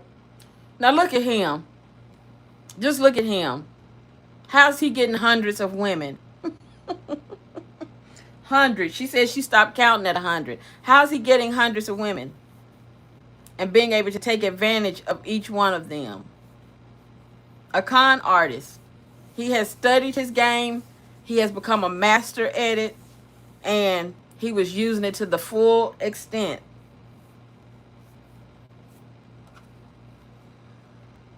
Financial crimes, including forced labor and money laundering, and that they... Forced labor. He got in trouble for forced labor. Now, of course, they said the money laundering also, but forced labor. It's a mindset up here. And I talked about this when I did the reaction over him. But that's the same thing that we see with Tim and his boys, forced labor, or really his whole family. They want people to be worker bees for them. Make my life comfortable for me at your expense. He would have people living in a house. He would have them go apply for food stamps. Then they would go and take their food stamp cards from them. And then they would buy them food as they saw fit. And they would have to make it last or run out of food and be hungry. But then he did what he wanted to with the rest of the food stamps. He and the lady that got arrested with him, his co-conspirator. That's what they would do. That's some of what they were doing. Some of what they were doing. They did not permit people who were working for their call center victims to leave the house without permission, demanded that his armor bearers transport women from ministry. They could not leave the house without permission. Like, where does that sound familiar? He gave Tim gave Megan some invisible keys that we know she'll never get her hands on. I just highlighted those keys, that huge stack of keys that he has sitting by that Bible the other day. They don't get permission to go anywhere. I don't even know if she's still allowed to go to the post office. I probably ruined that by sending that wig. He probably thinking, I don't want her to accidentally get hold of something and I don't know about it. Houses, airports, and other locations to Taylor's location, and ensured the women transported to Taylor took Plan B emergency contraceptives. Does any of this surprise you? Oh, no. Not at all. But So if you got to have Plan B, then that means that you're not using any type of protection. And she's already said hundreds of women. So then when we go back to the earlier comment about the women could transmit a disease from these men, prime example right here. Hundreds of women, and he's, using everything to his advantage. If he wants sexual favors, if he wants to get their financing, if he wants their standing within the community, whatever he's trying to take from these people, he's just spreading it out left and right. And, who knows if something was being passed around or not. But this is all in the Christian community. We're not talking about the world, even though it should be sounding like we are. We're not. And his story is a dime a dozen now, which is the scary part of it. for me, I was a little bit different. I'm not, because I was the gospel singer that he had me come and sing. I was never around all the stuff you're talking about, working 50 hours and not feeding them. He kept me from all of that. I flew in same as events. He would come to Louisiana, New Orleans. We'd meet up in New Orleans. But I was a little bit different. I'm not, because I was the gospel singer that he had me come and sing. I was never around all the stuff you're talking about, working 50 hours and not feeding them. He kept me from all of it. Working 50 hours and not feeding them. So now we know if one person can do that and we see similar traits, then we know that another person might be doing that as well, right? So when we talk about IG Farms and it looking like everything out there starves but the main person, and then we see that he did this deliberately, these people are getting food stamps in their name and don't even have access to their own benefits. They don't have to be starving, but he made them starve at his expense. It's definitely a playbook out there that they all go by. So it's not unbelievable to think that if one is doing it, that another one won't do it as well.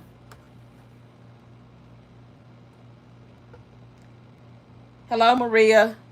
I flew in same as events. He would come to Louisiana, New Orleans. We'd meet up in New Orleans.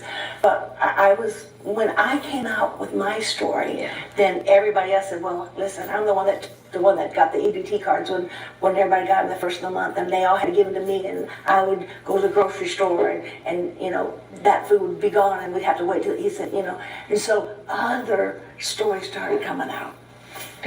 After you spoke out. So these allegations don't surprise you because you've heard of these from other Because members. I've heard, because way back when, I had so many people call me and say, we've been praying for you. But see, people reached out to me, even my family and people that, they said, Vicki, there's something not right with him. With it. And I would say, David, everybody says there's something not right. And he says, Vicki, he said, but when you're at my level, you're going to get persecution. So people were telling her that it was something not right about him. So a lot of people on the outside looking in could tell that something was off with him. So I feel like that's a mirror image to all of us speaking up about anything out at IG Farms and seeing something is wrong. with Tim and the way that he treats his family, the way he moves in the world. We see something that's off. So it's not unfathomable for the subscribers that they have over there who can't conceive why you keep talking about this family. Why you keep talking about good people. Why can't you go find somebody else to talk about? And he said, you got to stand with me. And, and there's different things that he would say. He sent me a YouTube video. Yeah. And he said, I want you to check this out. And he said, and it was a video of him at an apartment that he had in Detroit. Just not fancy at all. Yeah. And he's standing there and he's showing people his apartment. And he said, I only make $49,000 a year. Say, these women be desperate. I agree. You have to have some form of desperation in you and low self-esteem to allow this type of stuff to happen to you. You have to be desperate. Nobody needs anything. You don't need a relationship if this is what it has to be like. You don't need a man if this is what it has to be like.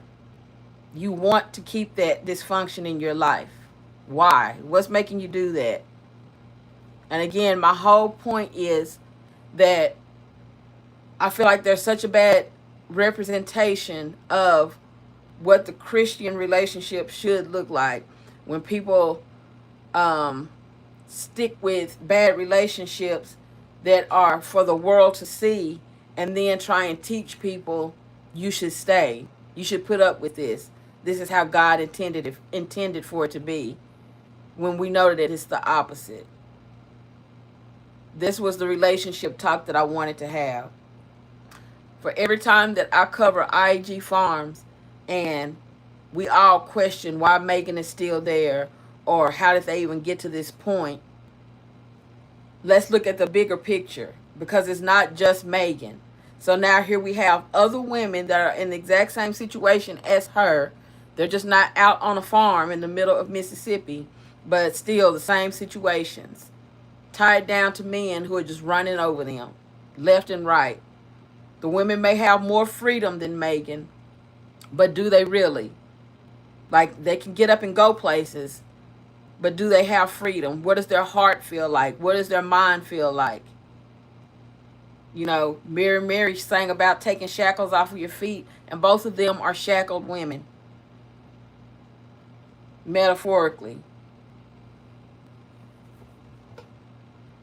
See, no spirit of discernment, right? No spirit of discernment.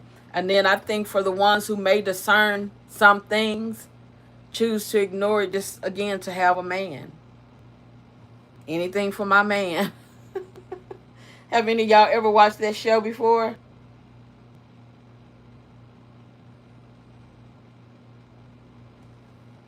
I went and looked Vicky up a photo of her and him. Man, you can tell from her face he was putting her through it. Yeah, it before this clip cuts off, it'll show a picture of them together. If it hadn't already, I hadn't paid attention to that part.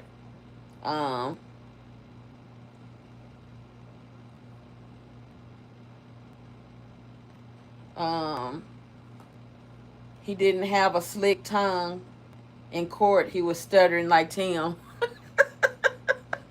He was stuttering, nervous and everything. I covered part of his, what is it called? I can't even think what it's called anymore, where the lawyers were questioning him. What is it called? Anyway, his body language was off. He was nervous, stuttering. He was trying to act like he was sure of himself, but you could tell he really wasn't. Like, he could tell that his days were numbered. And it still took them 10 years to get him, but they did. They stayed on him. And so while he's thinking he's getting away with it, they were steadily building their case against him. And it took 10 years. 10 years from that video of him answering their questions to them actually arresting him. It was about 10 years, but they got him. So yeah, he was nervous and stuttering, but that's when he realized that he had played with God. That's probably when the sanity came back into his mind, like, ooh, oh, yeah, yeah, I did a little too much. But when you go back and study David, um, he was always about the con and finding ways to rise up in the ranks of the church to get what he wanted, which he ultimately got. And that's what I felt like Tim was trying to do. It just didn't work for him. He didn't know the word well enough. He was not um, well spoken enough. He did not have, like Tim was able to manipulate Megan, but Tim is not going to have hundreds of women. He might have 3 or 4, but not hundreds, because you definitely need a slick tongue. You need to be able to get into other people's mindset and, you know, manipulate their minds.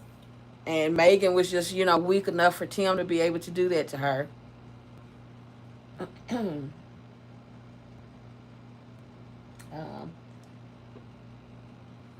I'm gonna let a little bit more play.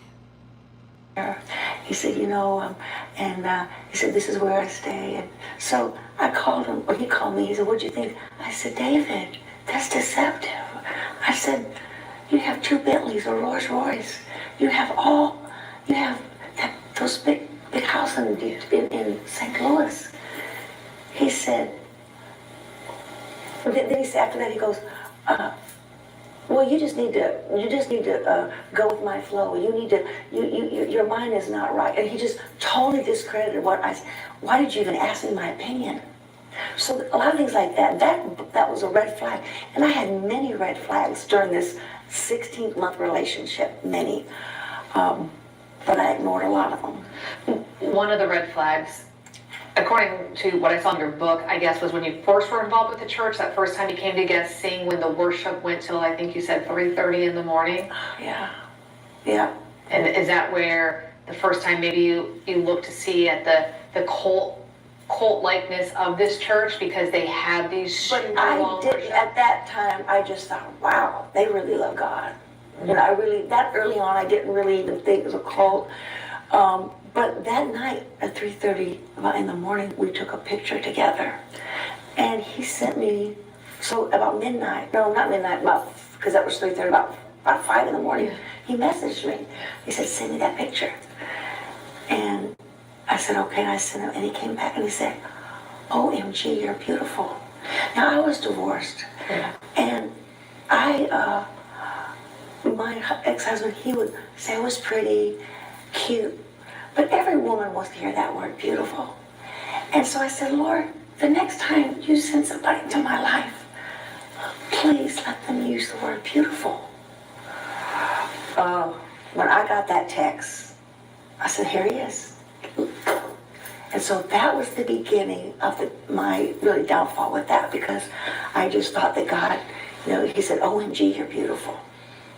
And that did it. He, like you said, he knew what to say. Yeah. And how. I wasn't even attracted to him. I mean, you've seen him. Yeah. Okay, I'm just saying, it's the craziest thing, because the longer I would come to his meetings, and I would say, David, these women here are so beautiful women. Yeah. And he said, yeah, they are. They got a lot of nice looking women here. But come to found out that he slept with all of his spiritual daughters. I wasn't the only one. And it sounds like, too, in the documents he's charged with, that's mentioned that he made them take, a lot of the women transported to him, take Plan B. Absolutely. Contraceptives. He ever make you? No. We didn't. We weren't together because I didn't live there, so you weren't there. I wasn't there.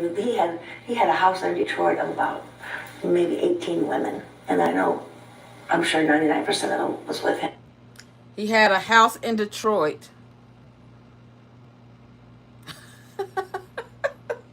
Housing women to be at his disposal. Now, that's also where he had that call center, but he's working them in the ground. He's feeding them when he gets ready, and then he's using them for his sexual gratification. And that's just a few of the women. Those, if I remember correctly, those women were women who didn't have anywhere else to go. So he would give them a place to go. But then, of course, his payback for taking care of them, I looked out for you, so now you're going to have to look out for me. Evil people. And this is what's running amok in the church right now. It's all over. His situation is being highlighted because he ended up getting arrested. But had he not gotten arrested, had the feds not been looking into him, what would he still be out there doing? How much further into this con would he be at this point? Because he was living the lifestyle. He had what he wanted. He had houses. He had expensive vehicles. I can't remember if he actually obtained an airplane or if he was working on getting one, but he was taking money from people, substantial amounts of money, and misusing it. It was not going back into the church.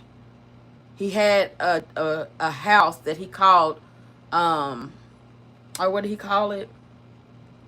I can't remember what he called it now, but it was like he was saying that they used it for guests when they came in to be like guest speakers at the church, but it actually was his house. And it was a mansion, a beautiful mansion, but he tried to word it like it was not his house. Like, yeah, no, the ministry is not paying me like this, but it was. He gave excuses for the expensive clothes he wore, saying well he sweat through his suits, so he needed several suits. But they were like, but did they have to cost that much? Like, okay, you can justify all these clothes that you bought just for 1 year, but did they have to cost this much? And I can't remember how much it was, but it was an astronomical number of just him spending that on clothing alone. This is what the church is coming to. But, again, I'm keeping this on relationships, and how relationships in the church are reflected for the world to see. What are the relationships teaching younger generations? What are people taking away from watching this type of stuff and then trying to implement it in their own lives?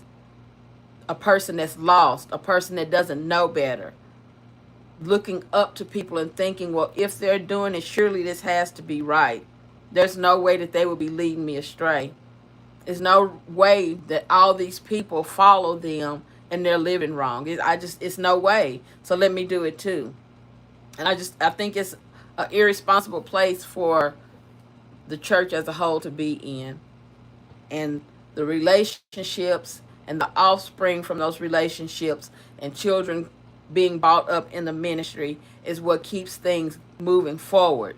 But if you're teaching the younger generation wrong like you're living, then what is going to be the future church? What is it going to look like? I'm going to read a few comments. I think as a Christian, we mess up because we take turning to the oh I'm sorry. I don't know if y'all can hear that, but it was a noise on the other side of the wall. It scared me. Okay. Uh, where was I at? I think as Christians we mess up because we take turning to other cheek too far. God does not desire us to abuse or be abused. We are to love like he loves. And I agree with that. Letting people walk over us instead of standing our ground in the word, standing on the word, like, no, you can't do this to me. This is not godlike for you to do it to me or for me to allow it to be done to me. um I was involved with two narcissists. I never want that kind of love to ever find me again. Do you hear me? Ever. Don't ever find me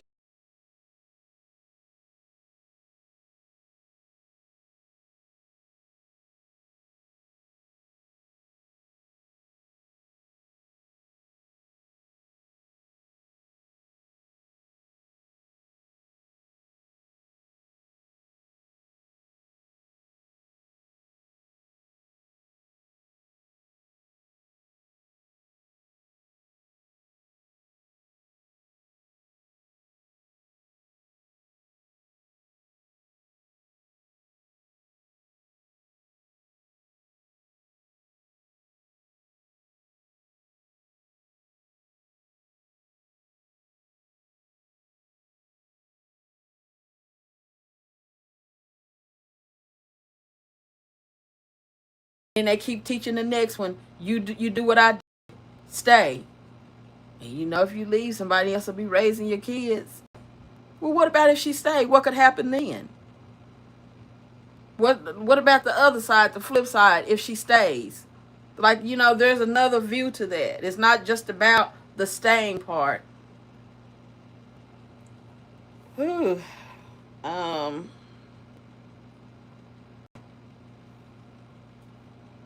That's another scripture they manipulate. Be manipulating everything. They have, I don't even know if anybody is, any of these people that I'm talking about are actually living by the Bible anymore. I don't even know if they're opening up the Bible and trying to actually live by that, because it just seems like they're not. It seems like they have just totally given up on that walk with God, and now they're doing their own walk. That's what it's looking like.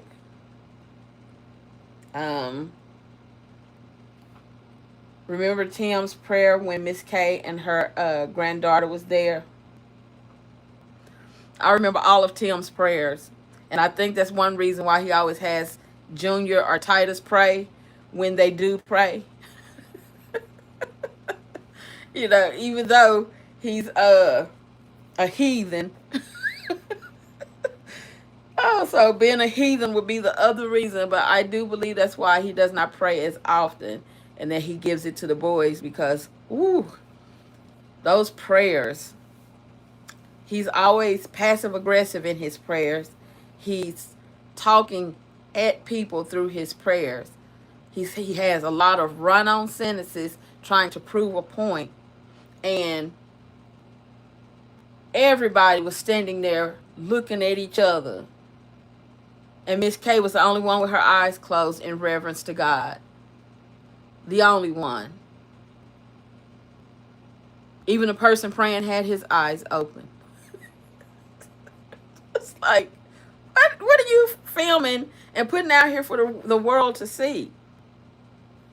You know, we close our eyes and bow our heads for a reason. Like, what are you doing out there?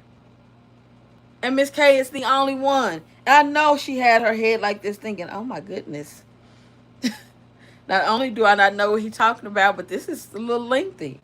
Oh my goodness. And then she finally looks up for whatever reason. I think it was when he started talking about her granddaughter. And then she realized everybody else's eyes is open. Ugh, that's Tim though. That's Tim for you. So yes, I remember that prayer. I started to go back and cover some of his sermons, and I think I'm going to do that. Because I was looking at one the other day, like maybe 4 or 5 days ago. I was like, I think I'm going to cover this this church service. That's what it was, a church service. So I might do that. Let's see.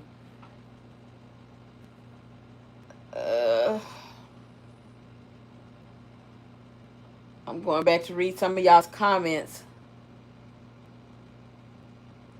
Something happened to Tim and Megan's food stamps. Well, so I don't know any details about that. But if that's true, then what I will say is that we know that they had the authorities called on them a few weeks back, and somebody possibly could have looked into everything that they have going on. You know, who knows what all happened with that situation, like how deep it went, how much stuff was dug into.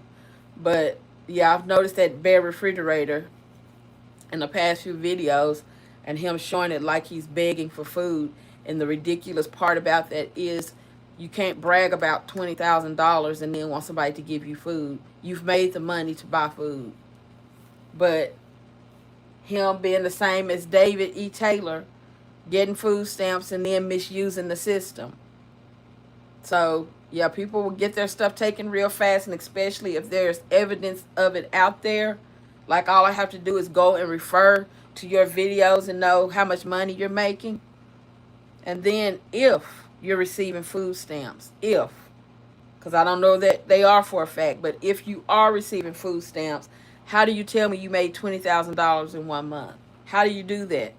And then think you're going to keep your benefits? Like, that's shooting yourself in the foot if you are receiving any type of assistance and then go bragging about money that somebody might not know about. So, again, I don't know if they get them or not, but if they do, he did it to himself. Fraud. Yeah, exactly. Fraud. And they put themselves in that situation. You can't have it both ways. Like, if you're getting that type of assistance and you want to be fraudulent about it, then first of all, where's the Christian part in that? But then you got to be smarter if you're trying to outsmart somebody, especially people that can take your freedom from you again. But he likes playing with fire. He loves it. He loves it. He loves the danger in it. He get a little nervous when he think he about to have to pay for it, like he did with running to get rid of those animals and putting that fence up so that he could show that he had a different paddock for those animals to go to, and all the other stuff we saw him trying to correct out there. He'll try and, jump to attention real quick, but he always resorts back to being the snake that he is. I'm going to let a little bit more of this play and then read some more comments. How would you describe your relationship with Mr. Taylor? So this is the picture of them together that y'all were talking about. I don't know what that's talking about, but that's the picture of them together. So, yeah, he still looked the same.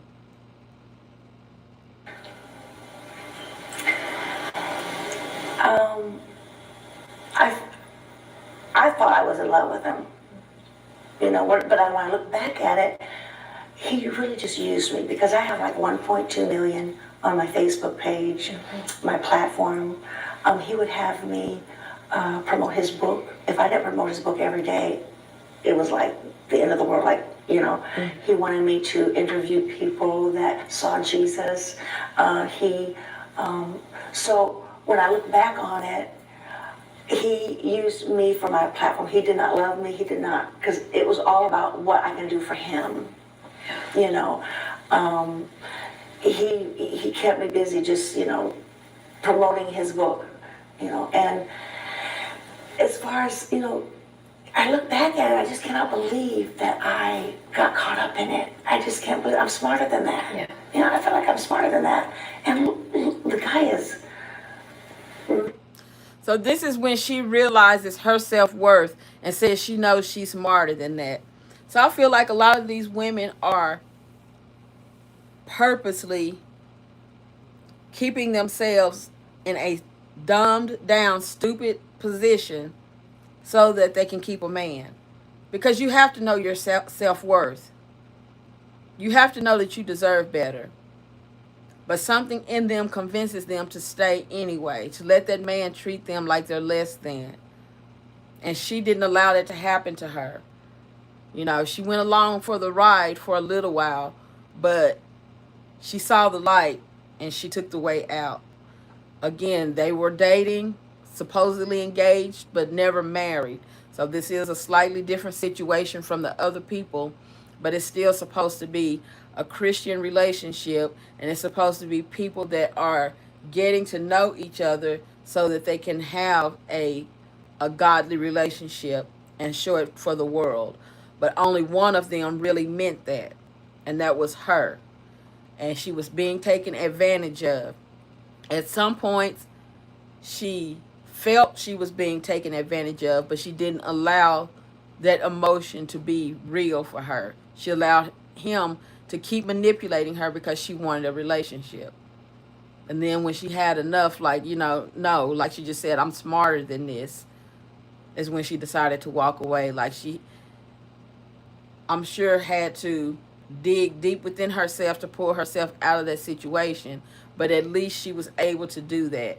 Megan to this day still has not done it, and that's sad to me. It's sad that she knows not who she was, but who she still is, but refuses to let it shine because of her husband.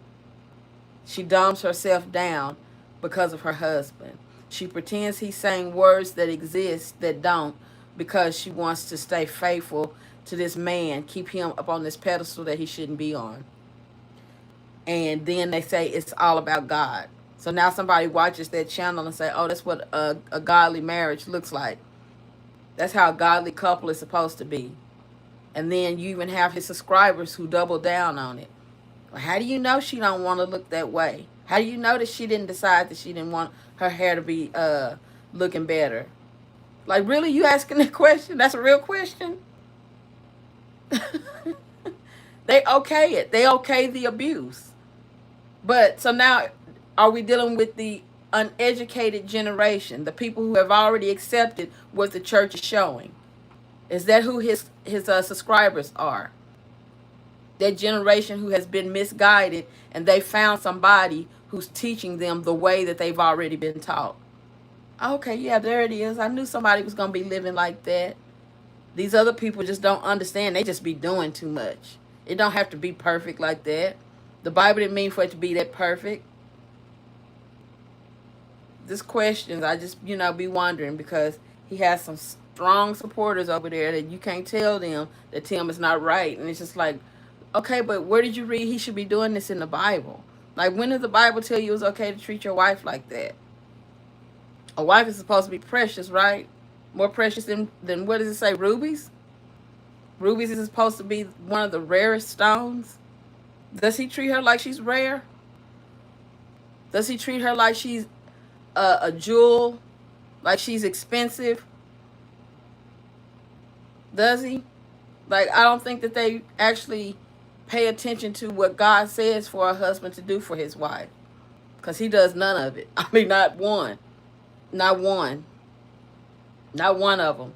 Megan is breathing by the grace of God, not anything dealing with her husband. But let's go on. Nothing to look. I'm not trying to be mean, but I mean, I'm just saying. I like good looking, men. That's one thing. That's the first thing you see. But that's not what attracted to me at first. It was what he said to me. He's got a way. I know it's demonic. I know it's manipulative. I know. I mean, some of these women. His main thing, and it's in the book. Yeah.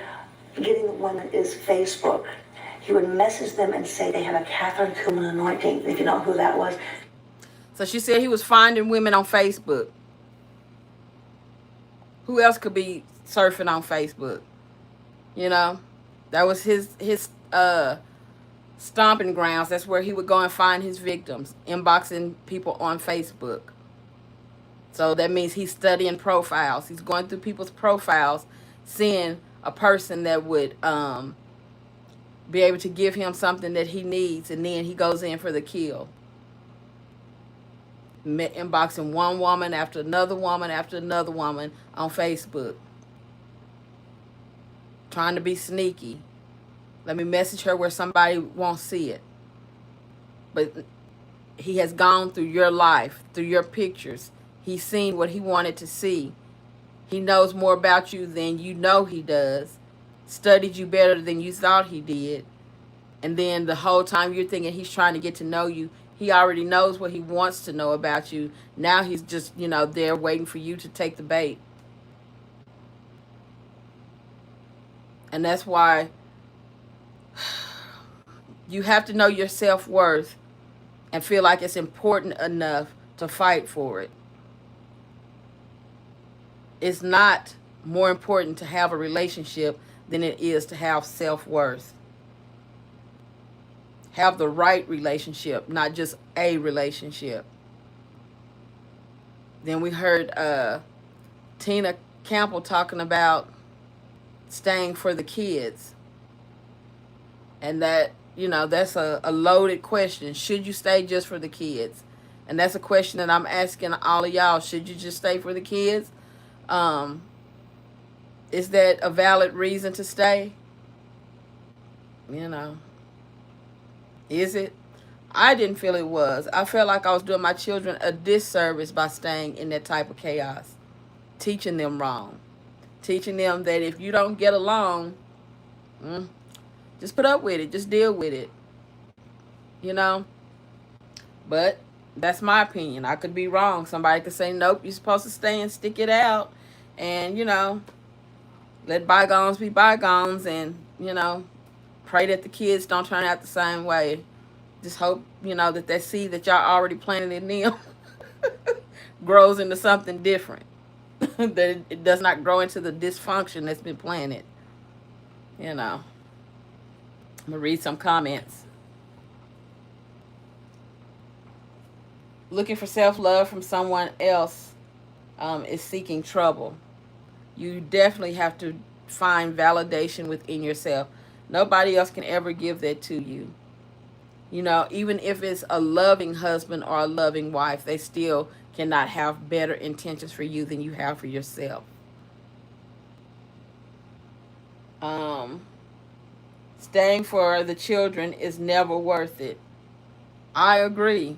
Now, I know some people won't feel that way, but I agree it's never worth it. You know, the children that come from those type of situations definitely are going to repeat that cycle.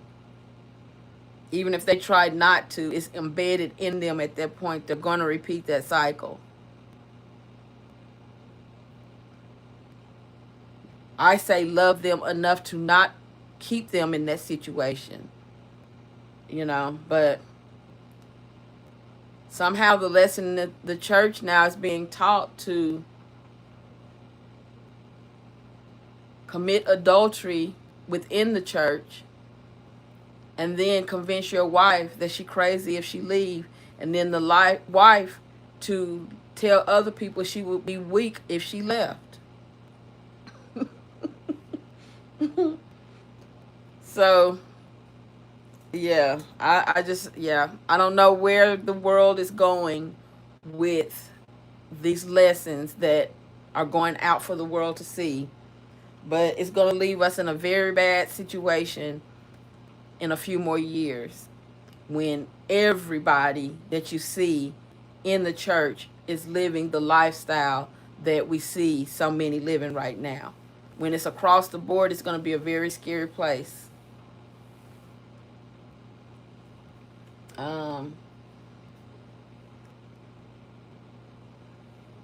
Let's see. Staying teaches your children it's acceptable how it's supposed to be. That's what I feel. I feel like it's a very misguided way of telling them to put up with anything. And then, I don't feel like that lesson will just be for a relationship. I feel like it will also be for how they allow others to treat them. Anybody can run over me because I was not taught self-value. I was taught to just stick it out. Anybody can mistreat me, and I'm going to stay here because that is what was handed down to me.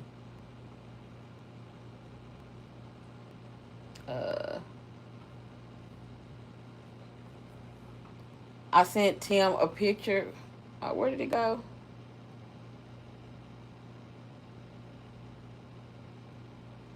I missed the comment. She took it away before I got to see it. Guess I wasn't supposed to say it out loud, so the universe took it before I could say it. It's like, right before my eyes, so I'm going to leave it alone.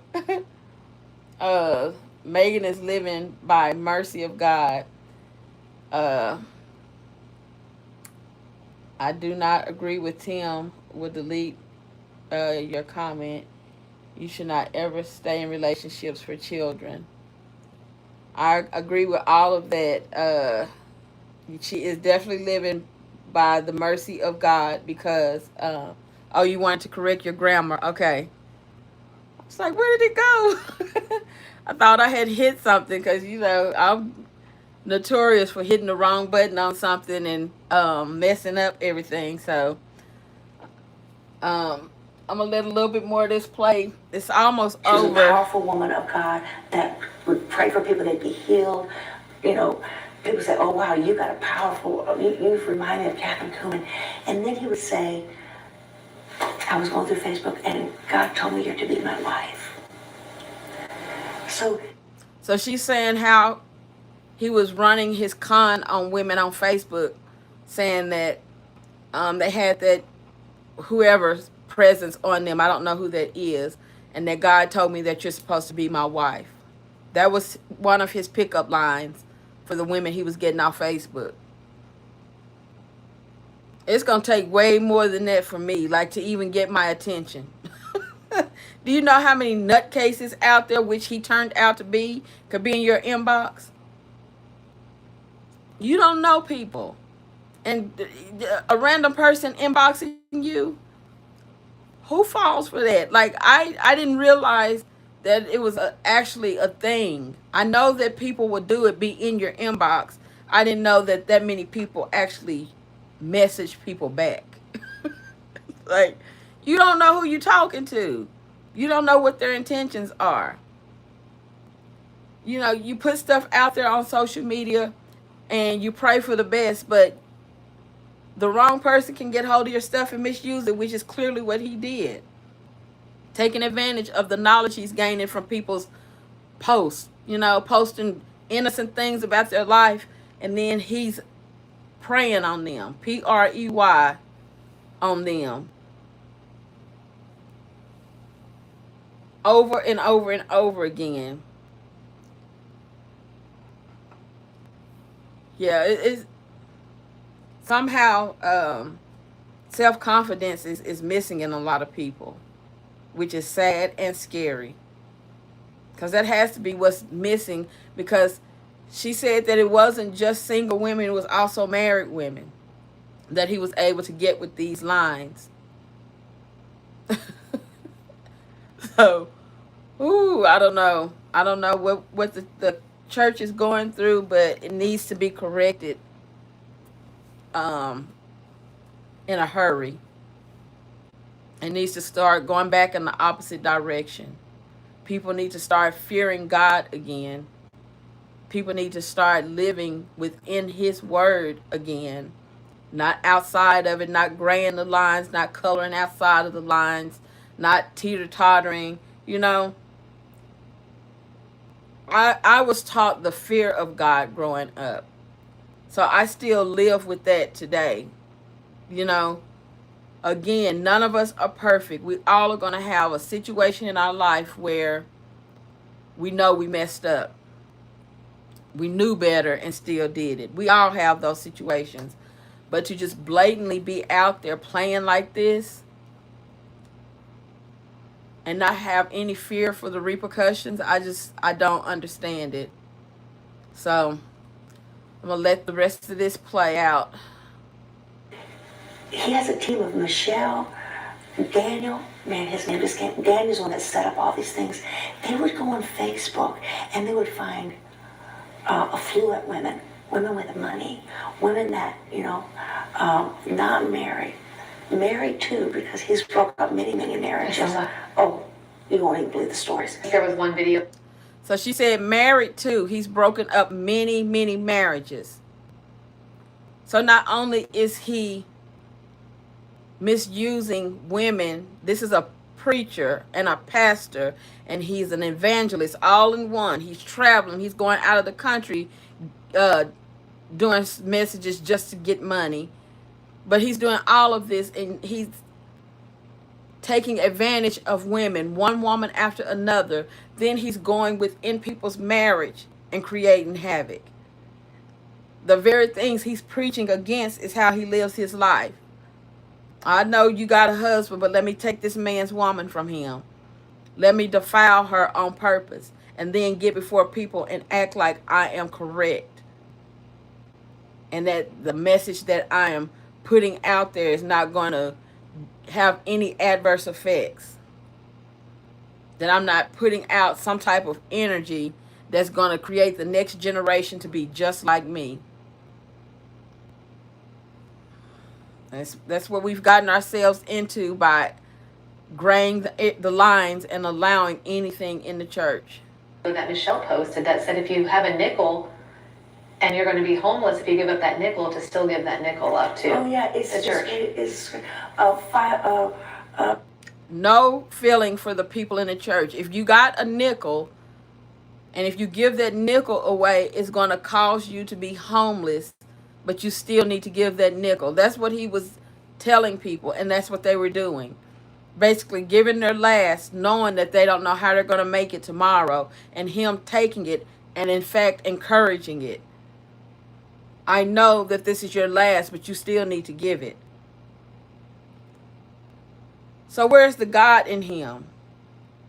Where's the him caring about his fellow man? Where is any of that in leading a congregation like that, telling them to give their last? Where is that biblical? Playing with God. But he is incarcerated now, so, you know, his chickens have come home to roost. Anything that you have, if you have a savings account, I gave a lot of money. Yeah. I regret it, but I gave a lot of money. He said when I exposed him that many cons believe that when they say God said, that people won't question them. I respond, let me go check with God then. Exactly. And that's the entire premise of IAG Farms. God said, God said, God told me, it's all about God. He said it, so that's got to be the truth. He keeps saying God. Like, at what point did people stop questioning everything that comes out of somebody's mouth and not fact checking it, not making sure that that's what the word said, that it actually aligns up with how it's supposed to be? When did we stop doing that?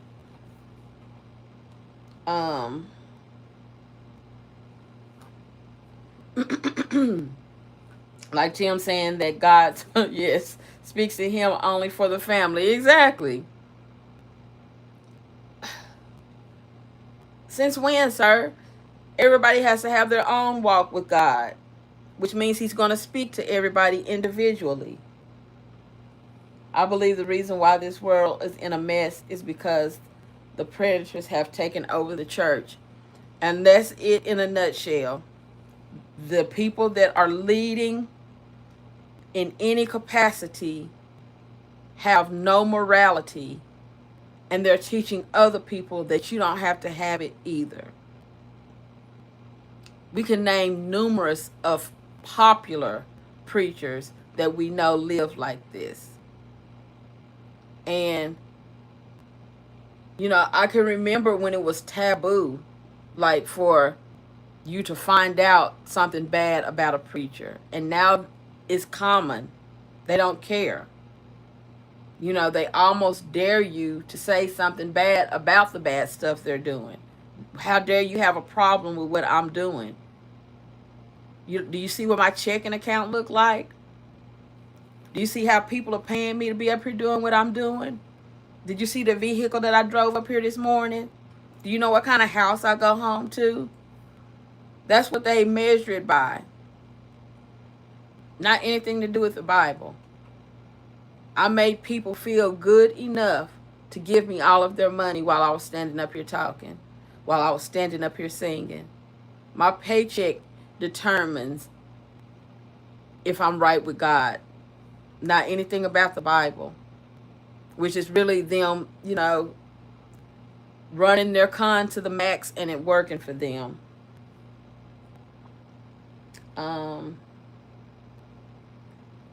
The problem is because we put more trust in man than we do God. Yes, I agree.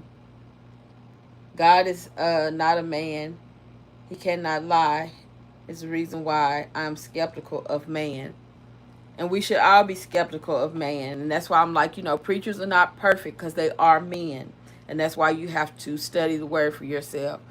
A person can be up there speaking before you and change one word, and it changes the entire scripture. The same as Tim did yesterday when he was talking about the scripture that he quoted. Now, we already know if it come out of his mouth, it's going to be misquoted. But he changed the entire meaning of that scripture. He literally hit on nothing that it was about. And he still has that video out there misleading people, telling them that this is what he meant. Mind your own business, and it's about entrepreneurship. So God was talking about two different kinds of businesses in that scripture, and Tim still didn't name the right one. He still didn't include the right business. Oh, which is your own. Nothing to do with working. This business that we're talking about right here. How you representing yourself as a Christian to the world. That's the business, Tim. That's the business he's talking about. What does your relationship look like? Are you reflecting a Christian relationship? That's the business he was talking about, Tim. Woo.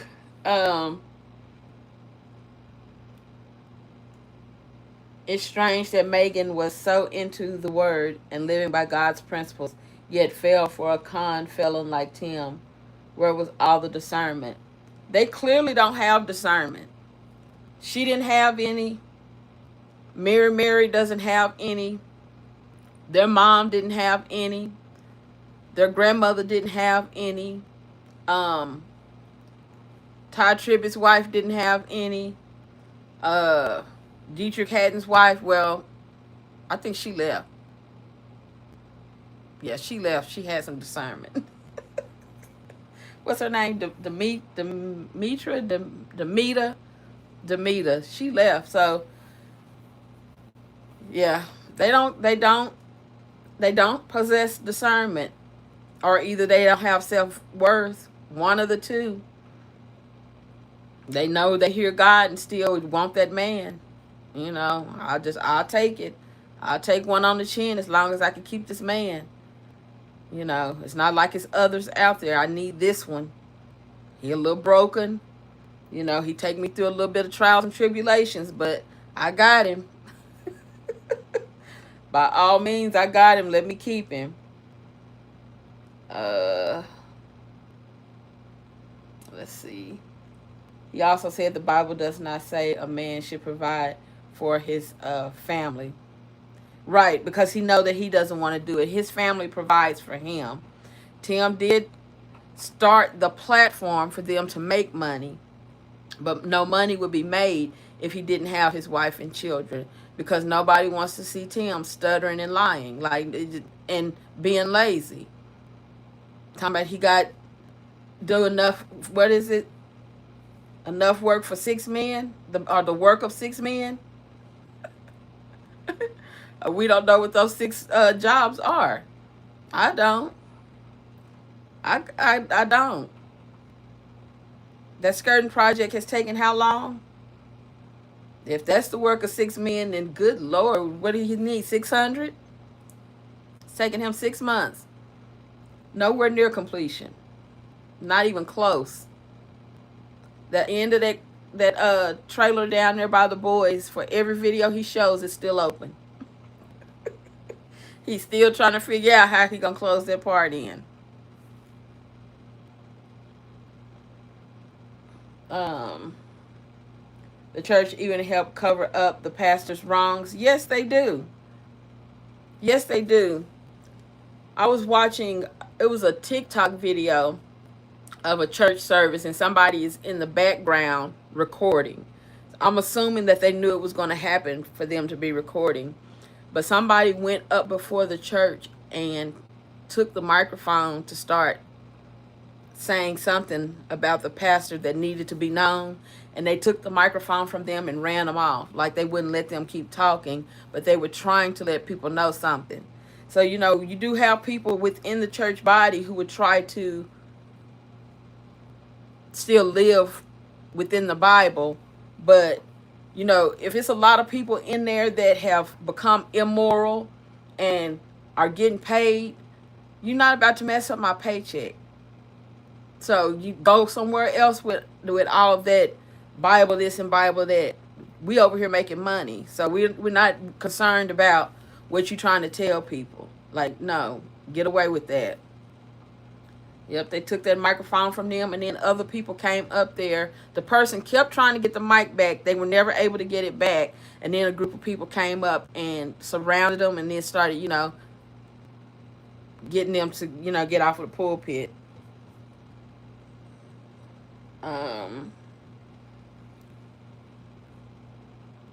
A circus, that's their business. Raised in the church as a preacher's daughter, the way they idolized my stepfather was crazy. He was obviously not living right. And that's what you see a lot of. So you may not even know that they out there doing all that they're doing, but you will definitely have a lot of Jezebels in the congregation. And some of them are there to try, and others have succeeded at getting what they wanted. And, you know, if you're not really paying attention and looking for it, it'll go over your head. But when you hone in on it and realize what's going on, and it happens a lot. So I can remember, you know, I used to live in Texarkana, Texas, and it may have been like 2 years after I left, maybe it was a little longer than that. But anyway, I had moved from Texarkana, and this young lady had put out a video of a pastor who she said had been taking advantage of her at a young age. That opened a floodgate of other people coming out about different people, pastors in that area. So it wasn't a Facebook page, it was a group in Messenger.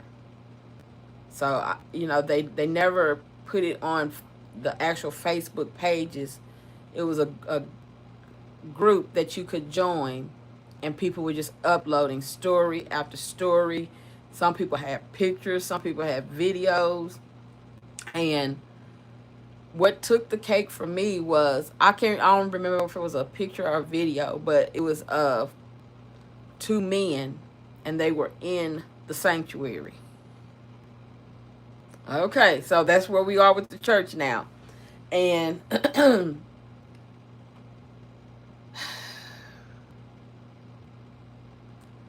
it's just everywhere. The immorality is everywhere. The lack of accountability is everywhere. And again, nobody is perfect. But there's a difference in sinning and repenting, and then sinning and doubling down on it. This is just going to be who I am. Nobody can change that. Especially after money becomes involved. I'm living different now. I got a different lifestyle. You're not about to mess this up for me. No, you're not. Let's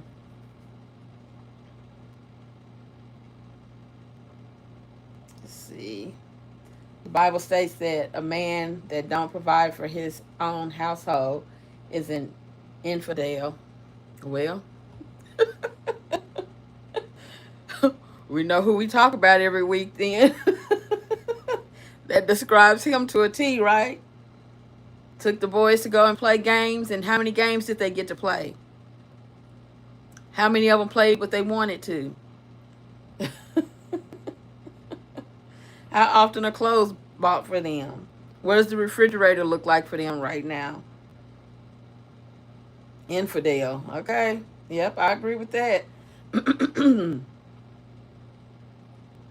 God exposes the lie that Satan tries to hide. That right there.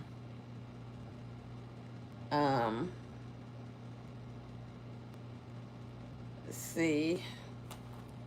Let a little bit more of this play. They asked him why. Well, he said he kicked me out, you know, which that wasn't true. He said, well, she's on drugs. Well, she could be a part of it. If I'd been on drugs, everybody... He accused her of being on drugs because she started speaking up about not being with him anymore and why she was not with him anymore. So he wanted to discredit her. Oh, she's on drugs. You can't really listen to her because she's on drugs. You know, that's why I'm not going to deal with her anymore because I found out she on drugs. He has to make her look crazy for telling the truth. And I'm sure that there were some people that were so sold out,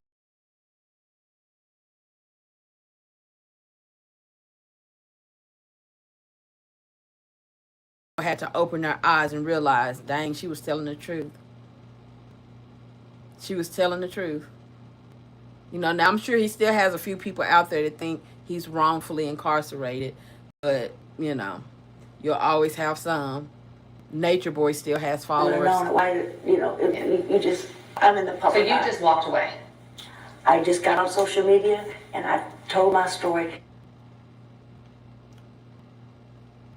So that was the end of that video. I ended this particular video with the people who have gotten memberships, and a new member subscribed, AWE 5400. So thank you for the membership. And I've seen other creators do this, so that's why where I got the idea from. But I do want to always give thanks to you all whenever you do something that you don't have to do. So, you know, that's whenever a super chat is given, whenever you hype up the videos, whenever you are checking on me and you're you know, messaging, emailing, just all those things. Y'all don't have to do what you do. And so I appreciate it. So I'm trying to step up my appreciation game more and not just be taking things like I'm talking about these preachers and then being like them. So I want to show appreciation. So I do have them up here to show a special thanks. But we're going to get back to the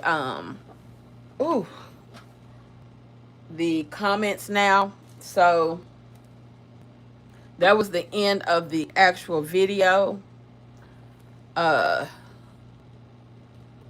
I'm going to turn this towards me a little bit more. And stay on live for a little bit longer. Let me get the cord to my phone so it won't die on us.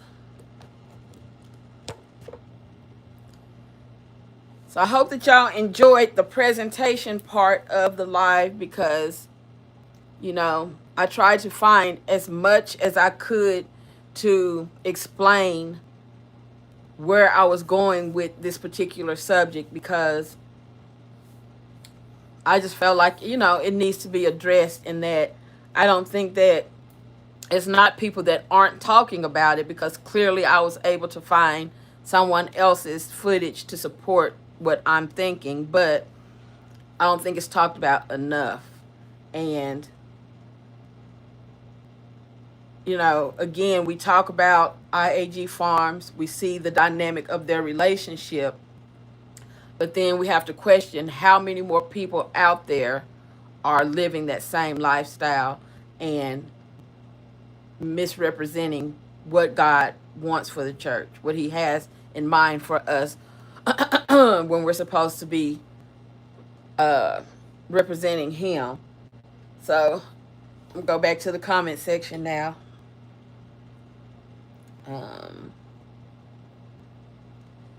Let's keep our Brown farmhouse in our prayers. They lost a goat and dog to coyotes. Oh my goodness.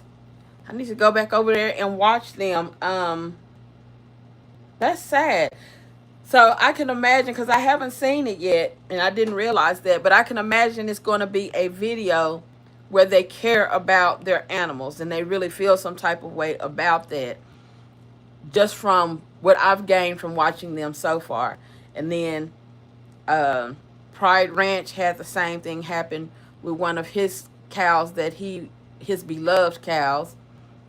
And I wanted to cover that because I think that it's important to see how much people care for their animals, and not mistreat their animals. That even if they're raising animals to go to slaughter, their livelihood is good. Like, I don't know how else to put it, but they love their animals. So I definitely will keep them in my prayers, but I also am going to go look at the video too. That's sad. I know that they moved to East Texas, and I just moved from East Texas, and those rural areas can be full of a lot of different things. Like, I would try to get home before dark, and I would be so mad at myself if I had to leave the house after dark, because I'm like, ooh, I could come home and anything could, be out here, because you just, it's a rural area. There's wild animals out there. So I hate to hear that. I really do. Um, yes, he was furious about it, and it was sad. Yeah, you know, I've never had a lot of pets, but me and my son lived together for a brief moment in time, and he likes dogs, little dogs. Um, and one of his dogs died, and it was really sad. So it is definitely like losing a family member. And so, yeah, I can only imagine. I hate that. Um, yeah, Miss Shirley, the cow, um, that hurt his heart. I haven't even watched his channel since then, but I could tell that bothered him real bad, and he did his best to keep her alive. Maybe I will do a reaction and put both of those videos together to show how people really do care about their animals. I think that would be a good reaction, because I was going to do a reaction about Miss Shirley, but now that they've had that happen, because we've shown so much of animals being abused. And, somebody should shed light on the goodness of how animals are treated on farms, and how much people do care for their animals. And that if you should live out of the country, you don't think that that's how people treat their animals is any kind of way. So, yeah, I think I'll do that. Okay, the video came out today. Okay. So, yeah, I'm late on the uploads from YouTube today. So, along with y'all telling me about Tim uploading to Resurrection Ranch, then now I'm going to have to go check out the Browns also. Uh, as always, great job, Staaycation. Thank you. I was hoping, that I was able to get my point across, because we all have our own individual thoughts. And when you start talking about people's walk with God, it gets touchy. So, I try to tread lightly, but still get a point across about things that I see. And as out of whack as IAG Farms is, they're not alone. It's like an epidemic right now. And so I'll only shed light on a very small portion of how bad it is out there for relationships in the Christian community. And, I try to stick to the Christian community, because there are supposed to be guidelines for that. If you're just out in the world and you're living your life how you want to, then people kind of expect for things to go like that, just however. But when you say that you serve God, you expect for it to reflect in the marriage. So when you have a married couple and only one of them appears to be doing well, what's going on? Why are you the only one that looks like you're prospering, and then why does the other person stay? Why are you allowed to humiliate somebody in public, and then why didn't they think enough of themselves to remove themselves from that situation? All of that is just stuff that I wanted to shed light on, because I just think it's odd. And it's not It's not godlike. To me, it's not godlike. With my interpretation of the Bible, it's not godlike. See what else. Yes, noteworthy topic as it relates to IAG Farms. Well, IAGF. But yes. Yes, very relatable topic. They are not famous like the other people that we talked about today, but they're all of the same community and reflecting the same type of foolishness for other people to see and judge. You know, it's all public for all of us to have our opinions about it. Um, just watch the video. They care about their animals, and it shows. I can't wait to watch it. I really do like that family, so it'll be my enjoyment for tonight is to watch them. I really enjoyed the live staycation. Thank you. Like that means a lot because I really put a lot of thought into it because I'm like, if you do too much, you might upset somebody, but the subject is important enough to say, to, shed light. Like, so I'm glad that it hit home. Where is it at? The church used to be a place of refuge for the needy. Used to. Now the needy cannot even extend their hand, and people are going to look at them like, what? You want back some of what you gave us? That's mine now. I know we said church fund, but the church is me. You can't get any back. I don't care about your electric bill. I don't care about surgery that you got to have and can't afford. Like, this is not the place for that. You extended your hand to the wrong people. That's the way the church is now. It's very hard to go to the church and find humble people.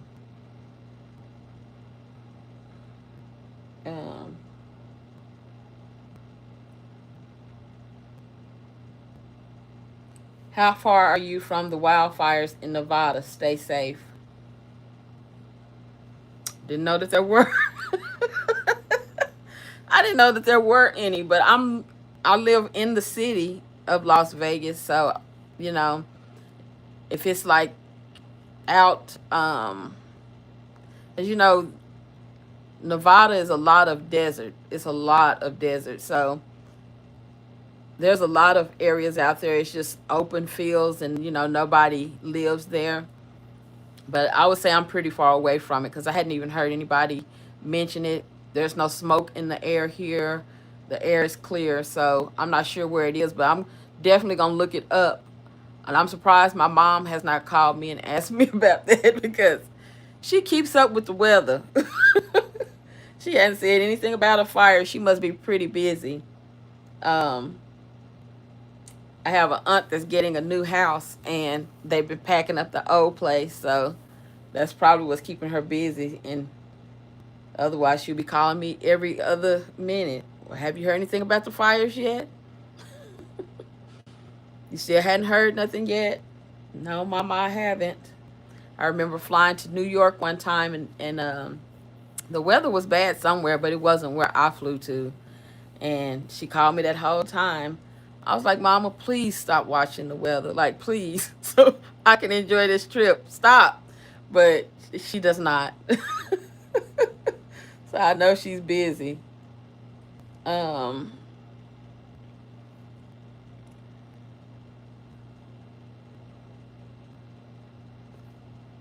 Mabel Carbon. Absolutely, I believe the light has been shown to be a spirit of manipulation. Definitely a spirit of manipulation. That's what they do. They manipulate. They take them, break them down mentally, and just mess their minds up.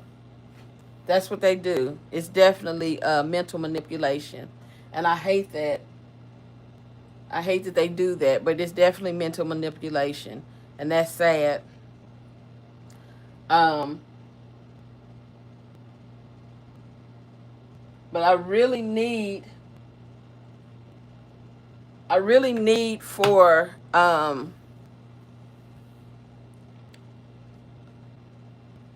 the elders of the church and people with wisdom to start teaching better of how to respect yourself. That's what I would like to see.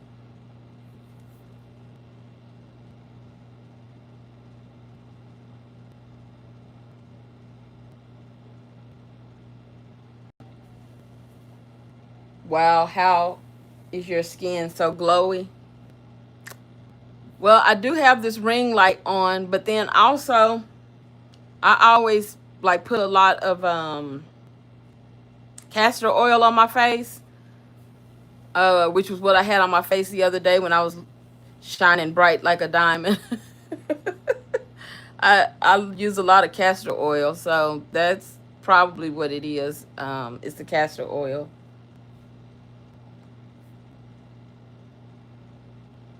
I read up on all of the health benefits of castor oil some years ago. So, I like using castor oil for a lot of reasons.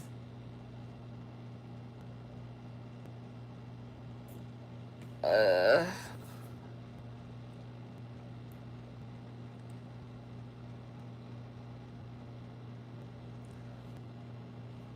Trying to see.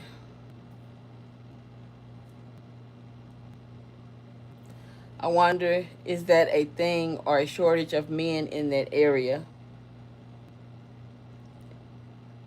In what area? Did I miss something? I always think you're in the wrong field, that you should be in psychology. But no, you're in the right place at the right time. You think so?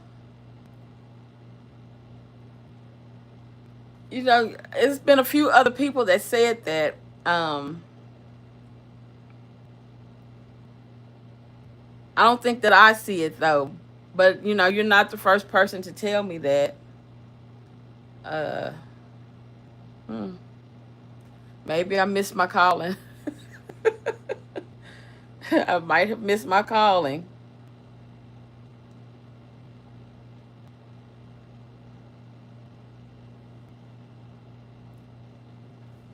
Understand that when you're shedding light, it will cause a hurt dog to holler. We are called to be the salt and light of the world. Keep shining, stay. Oh, that's sweet. I like that. I like that. Uh, Definitely need elders with wisdom back leading in public. Oh, it's missing. I talk about it. Tim and Megan running Grandma Lily off when she was the only voice of reason that they had in their lives.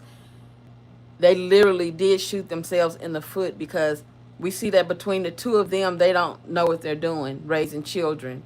And they don't have any wise counsel around them. So they just left to their own devices. Megan does not know how to attend to children. She leaves the baby unattended more often than she should. Her husband co-signs on that. Just all of the things that we see them mishandle with the children. They don't have any wisdom around them. And then when you get into the church, the church is the opposite of the government. Like, the government keeps older people in there, I think, longer than they should. And then the church has younger people that don't have enough experience leading in the wrong way, and they have taken the wisdom out a little too fast. It's scary, but we definitely need wisdom back in the church. And then we need people who will listen to understand and not listen just to hear and then have a rebuttal. You have to hear wisdom and then take that advice and use it. Otherwise, what are they talking for?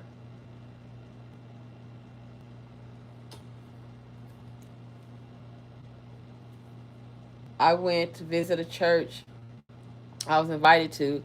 I think I was the only one with a hard copy Bible. I felt uncomfortable with everyone on their tablets. New Age churches, that's what I'm talking about. Like, growing up in church, we used to have hymnals and a hardback Bible in the back of the pews so that anybody that didn't have one could use that Bible. And then if there were, several people together that didn't have a Bible, courtesy was to open the Bible and hold it to where everybody could see it and read from the Bible together. And yeah, tablets and phones have taken over the actual Bible now. Like, even I was reading from mine the other day. I do have my Bible, but it's packed away. I need to, I'm going to have to find something to stand on. Like, I put it at the top of the shelf in this container, and I like tiptoed to get it up there. Now I can't get it down. So I'm going to have to buy one of those little steps so that I can even get it off the shelf, because the issues of being short. I put like 3 things up there. I can't reach none of them. And I just be looking like, dang. So I got to get it down.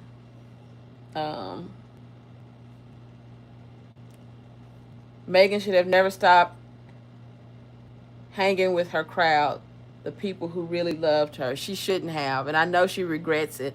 I know she sits at home and regrets burning those. Well, I won't even say it's a bridge burn, but just her not continuing to nurture those relationships. I know she does. She has common enough sense to realize that she's not in the best position for herself right now.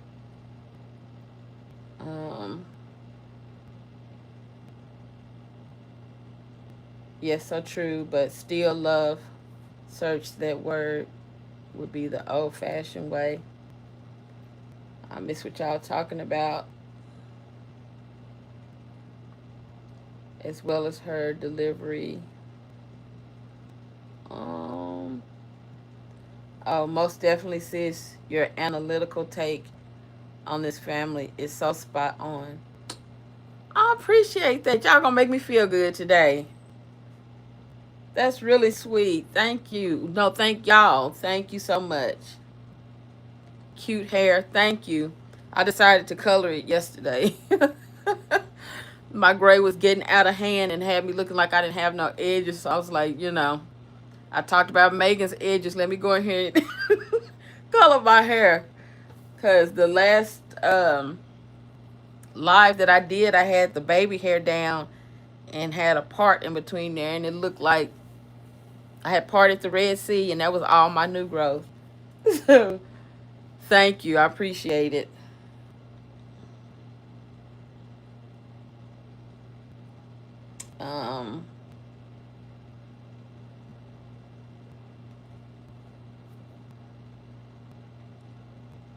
I'm going through y'all's comments.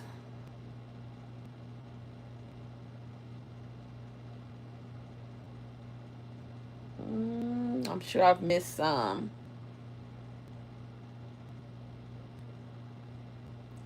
Did you hear that Tim is also says a husband should treat their wife like himself, feed and cherish her? Tim needs to read the Bible with understanding, and he probably needs to read the New Living Translation so that he can understand what he's reading. Because if he's reading those scriptures, and that's if Tim is reading those scriptures and is always getting such a horrible understanding of what they mean, he needs to read a translation that will break it down for him until he can understand a King James version or any other version. Because I've never heard Tim quote a scripture and get it right, what the meaning of it is. But he definitely needs to read up on how a husband is to be with his wife, because he's missing every single mark. He's not gotten one right. And I don't even think he's trying to. So for the people that watch and support him and don't hold him accountable for that, shame on them as well.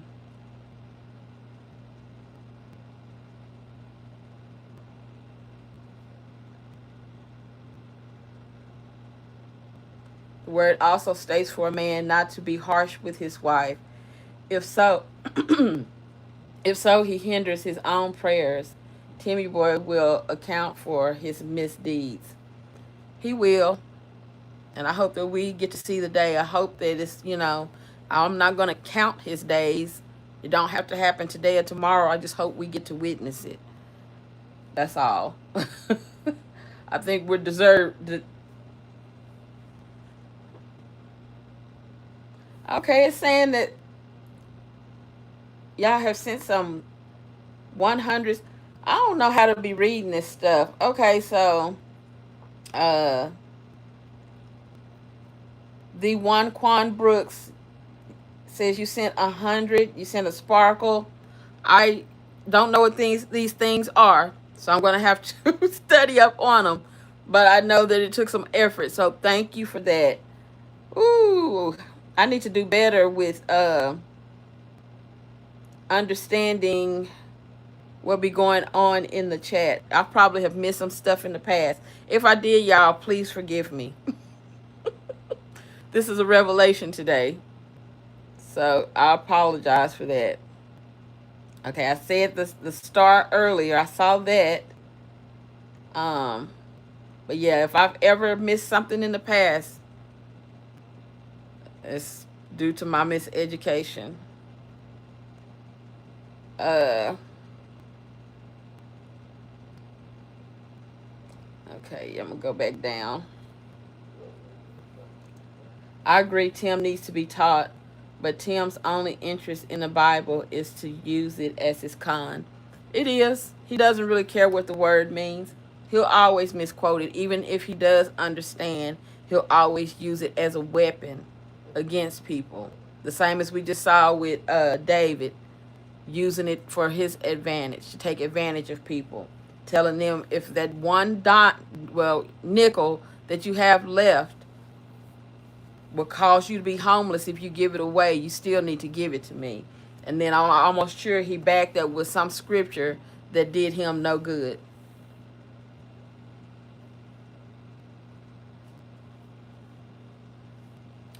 Um, Stay, it's money. Oh, okay. Well, thank you all. Thank you for that lesson, and thank you all for the gift. I appreciate it. Woo! I promise I'm gonna get better. I am. That's what happens when you stop going live for a while. And if I had kept going live, I think I would have known that. I hope. But yeah. Hey lady, you look pretty. Thank you. I appreciate it. Um, I have been working on my weight loss. So hopefully y'all can see it. That's what I'm gonna just put it out there. Um, I have been working on weight loss. So I found part of my neck again. So thank you though. I appreciate that.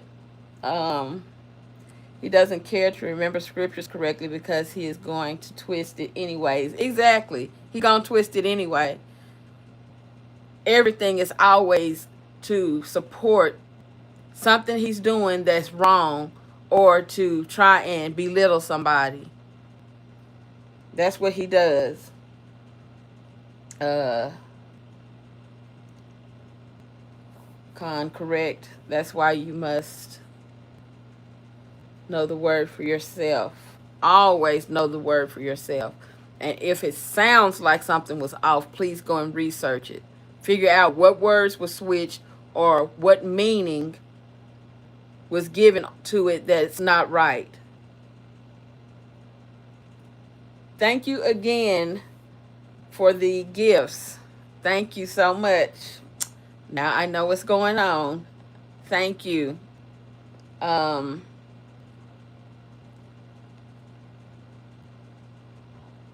what is your weight loss plan and diet. So I like walking, and I used to walk a lot, but then I fell off. So um, I've started that back again. Getting walks is hard to do though because it's so hot out here. So I'm having to either get up extremely early or wait until the sun is almost down. The earlier one works better just because you're working into daylight instead of it's about to get dark. And I don't trust people when it's about to be dark. And then changing my diet, which I've never really eaten bad, like um sweets and stuff like that, but I will eat at the wrong time of day. I will eat and lay down. I'm real good for that one. Like, eat up, time to take a nap.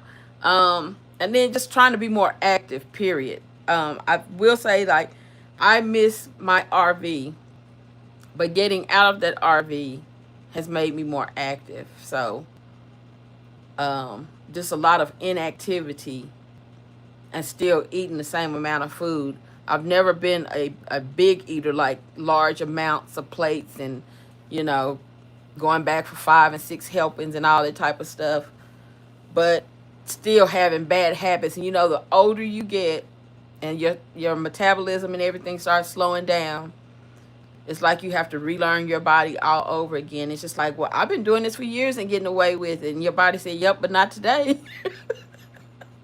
So, I've had to be intentional.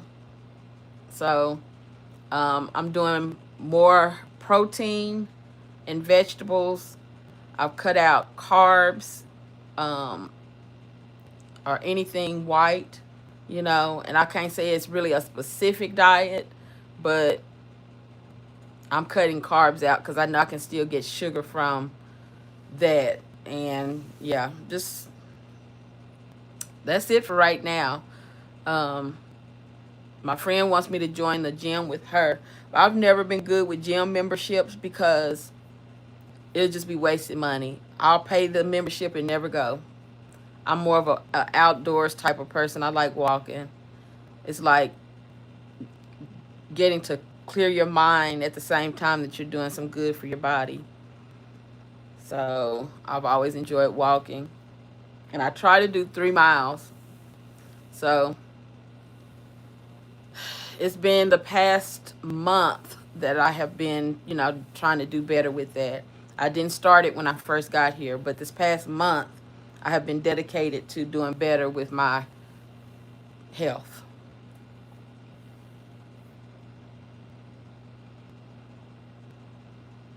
Our temperature here in Central Texas is 105 without a heat index. Yeah, it's been pretty hot out here too. That's why it's hard to get the walks in. But, you know, early or late, it's still going to be hot outside, but it's not hell hot like it is right now outside. So, yeah, the heat is brutal. And that's why I was talking about, Tim the other day talking about not starting early. But everybody is in that season of this heat right now. There's no way that I'm going to purposely be out there in this heat when I could have gotten up earlier. But, a lazy person, he's not going to make himself get up.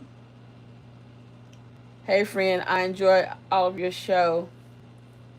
You're a 92-year-old. Mama has always said you're gorgeous. Oh, tell her thank you. How's she doing? And I agree. She's right here in the hospital bed with me. Oops, I'm sorry. With me watching today. We love you. I love you all too. And thank you, Mama. That is so sweet. You have always given me those messages for her. And I really do appreciate it. For a 92-year-old to be watching anything that I have to say and enjoying it, that's very humbling. So I'm sitting up here now talking about wisdom and how we need that wisdom to stay around us. So I know that she would have a lot to offer if she was able to, talk to everybody. So that means a lot. Thank you.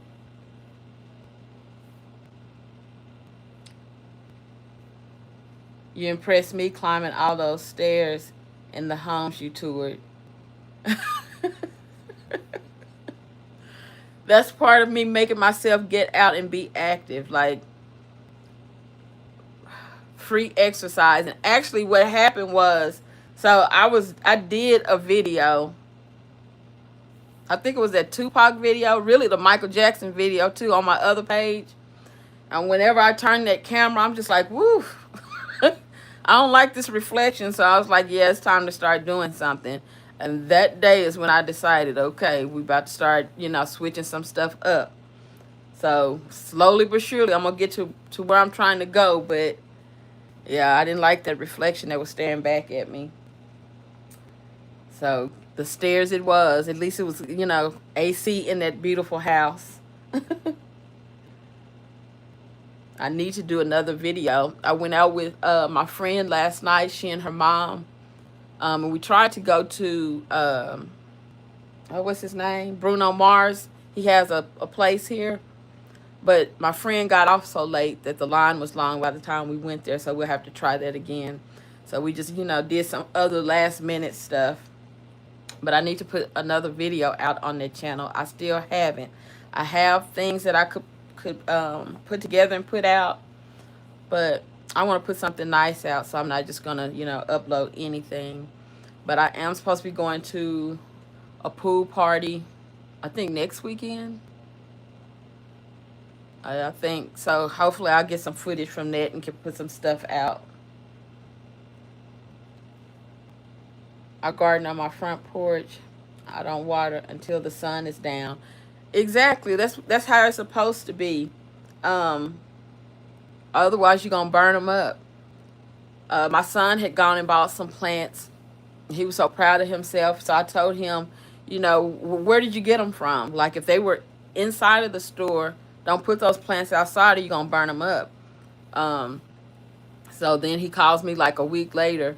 Like, well, this one is dying and this one is dying. Well, what were you doing with it? I would just sit them outside for a little while. Well, what did I tell you? Like, I told you don't sit those plants outside.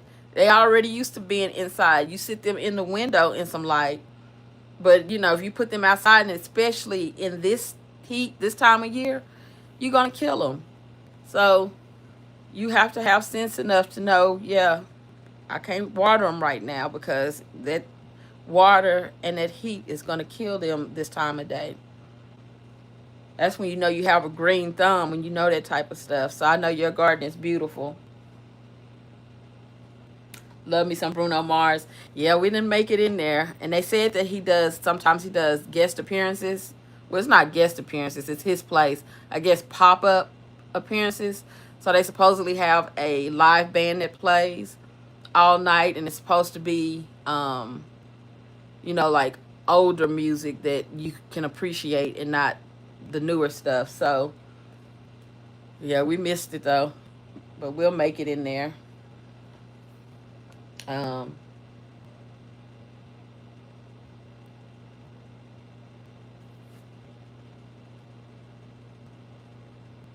will send prayers for your mom. Yes, everyone pray for her mom. Like, she's been a supporter of the channel, forever, both of them. And she's always left messages in the comment section. So, yes, lift them up in prayer.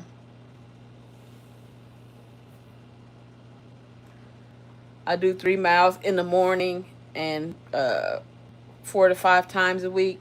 Oh, you killing it then. But yeah, I know you've told me before that you be up early in the morning walking, well, exercising.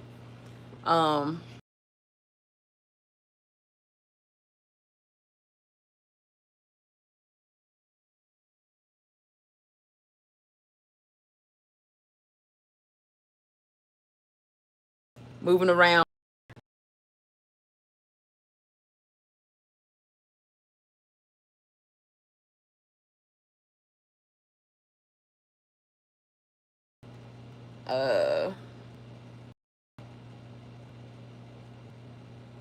Getting a walking pad has been a game changer for me. So I did start looking at things that I can do in the house, and I'm looking at 2 different things. So one of them I don't even know what it's called, but it looks like a bicycle, but you know, do that. uh, there's no pedaling. You just like, you know, pulling. I want that. And then what was the Stairmaster. I want that. So those are the two things that I have been looking at, because I need some stuff that after I use it, I can fold it up and put it out the way, because you know my place is not that big and it'll be taking up too much room if it's something I have to leave out.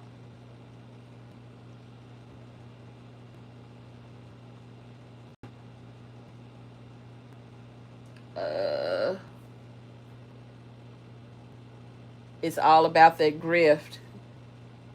Yes, I know we got to be talking about Tim. Uh, much success on your healthy journey. Thank you, thank you, thank you. I need it. Um, I have a son who lives in Arizona, and I want to visit to go see Vegas. You should definitely do that. You know, life is really too short to, you know, not just go ahead and do the things that you want to do. Um, definitely, if it's on your bucket list or just, you know, a desire of yours, then by all means do it. I think you would enjoy it. But if you don't like heat, then just, you know, wait till October.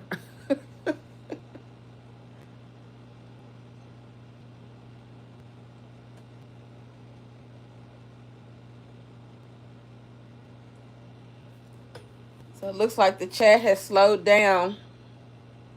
Um,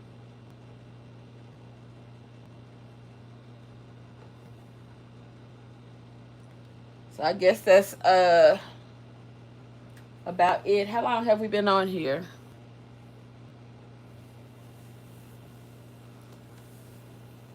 Almost 3 hours, but not quite. Yeah, I think we extended everything to say about the relationships, but I hope that, again, y'all enjoyed the perspective that I was coming from and the importance of us not misrepresenting a godly relationship. You know, trying to be as responsible as possible, and especially now it's like a godly relationship that is shown in the correct light will be rare. It's a rarity now. We know that they're out there, but you know, people would choose to not be that. And so I just think, yeah, we have a responsibility to, you know, do better. I'm putting myself in that category because we can all, you know, fall into different situations at any time, you know, by accident. So we just have to stay vigilant over our minds and know that people will prey on you if you allow them to, and that you have to make sure that you're keeping yourself covered so that if they try it, you don't let them succeed. And that we don't turn into Erica or Tina or their mom or Vicky or Megan and anybody else that we know that's in that position. Um, yeah, don't want to be them. I don't. Like I just said, life is short. I do not want to give the rest of my years to no foolishness. So, um,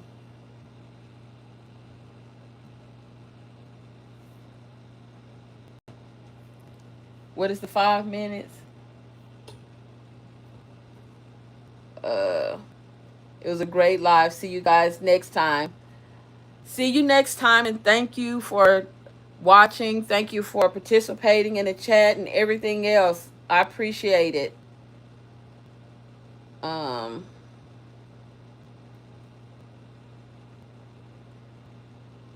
Tim has a hard time holding knowledge.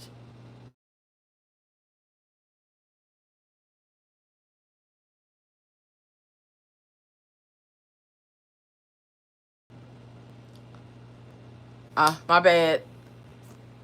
Somebody trying to call me. I feel like Titus mirrors Tim in that way of not being able to hold knowledge very well.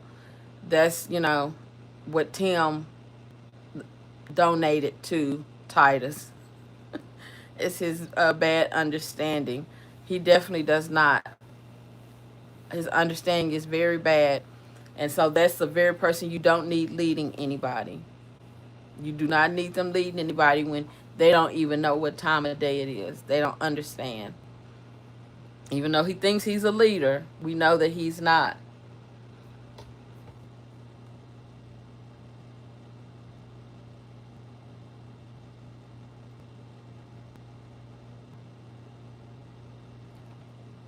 Read up on receiving gifts. I will. Thank you for telling me that. Well, I most definitely will because, whoo, yeah, I'm not studied up on that.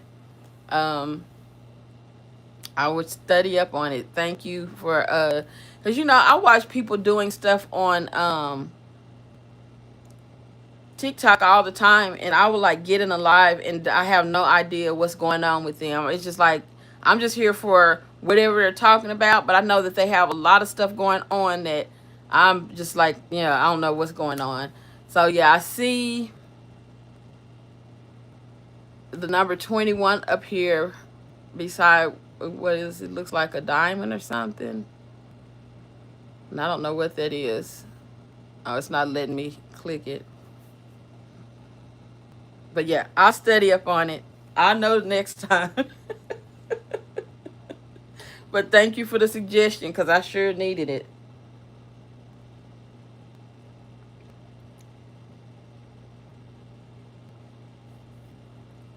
So yeah, I guess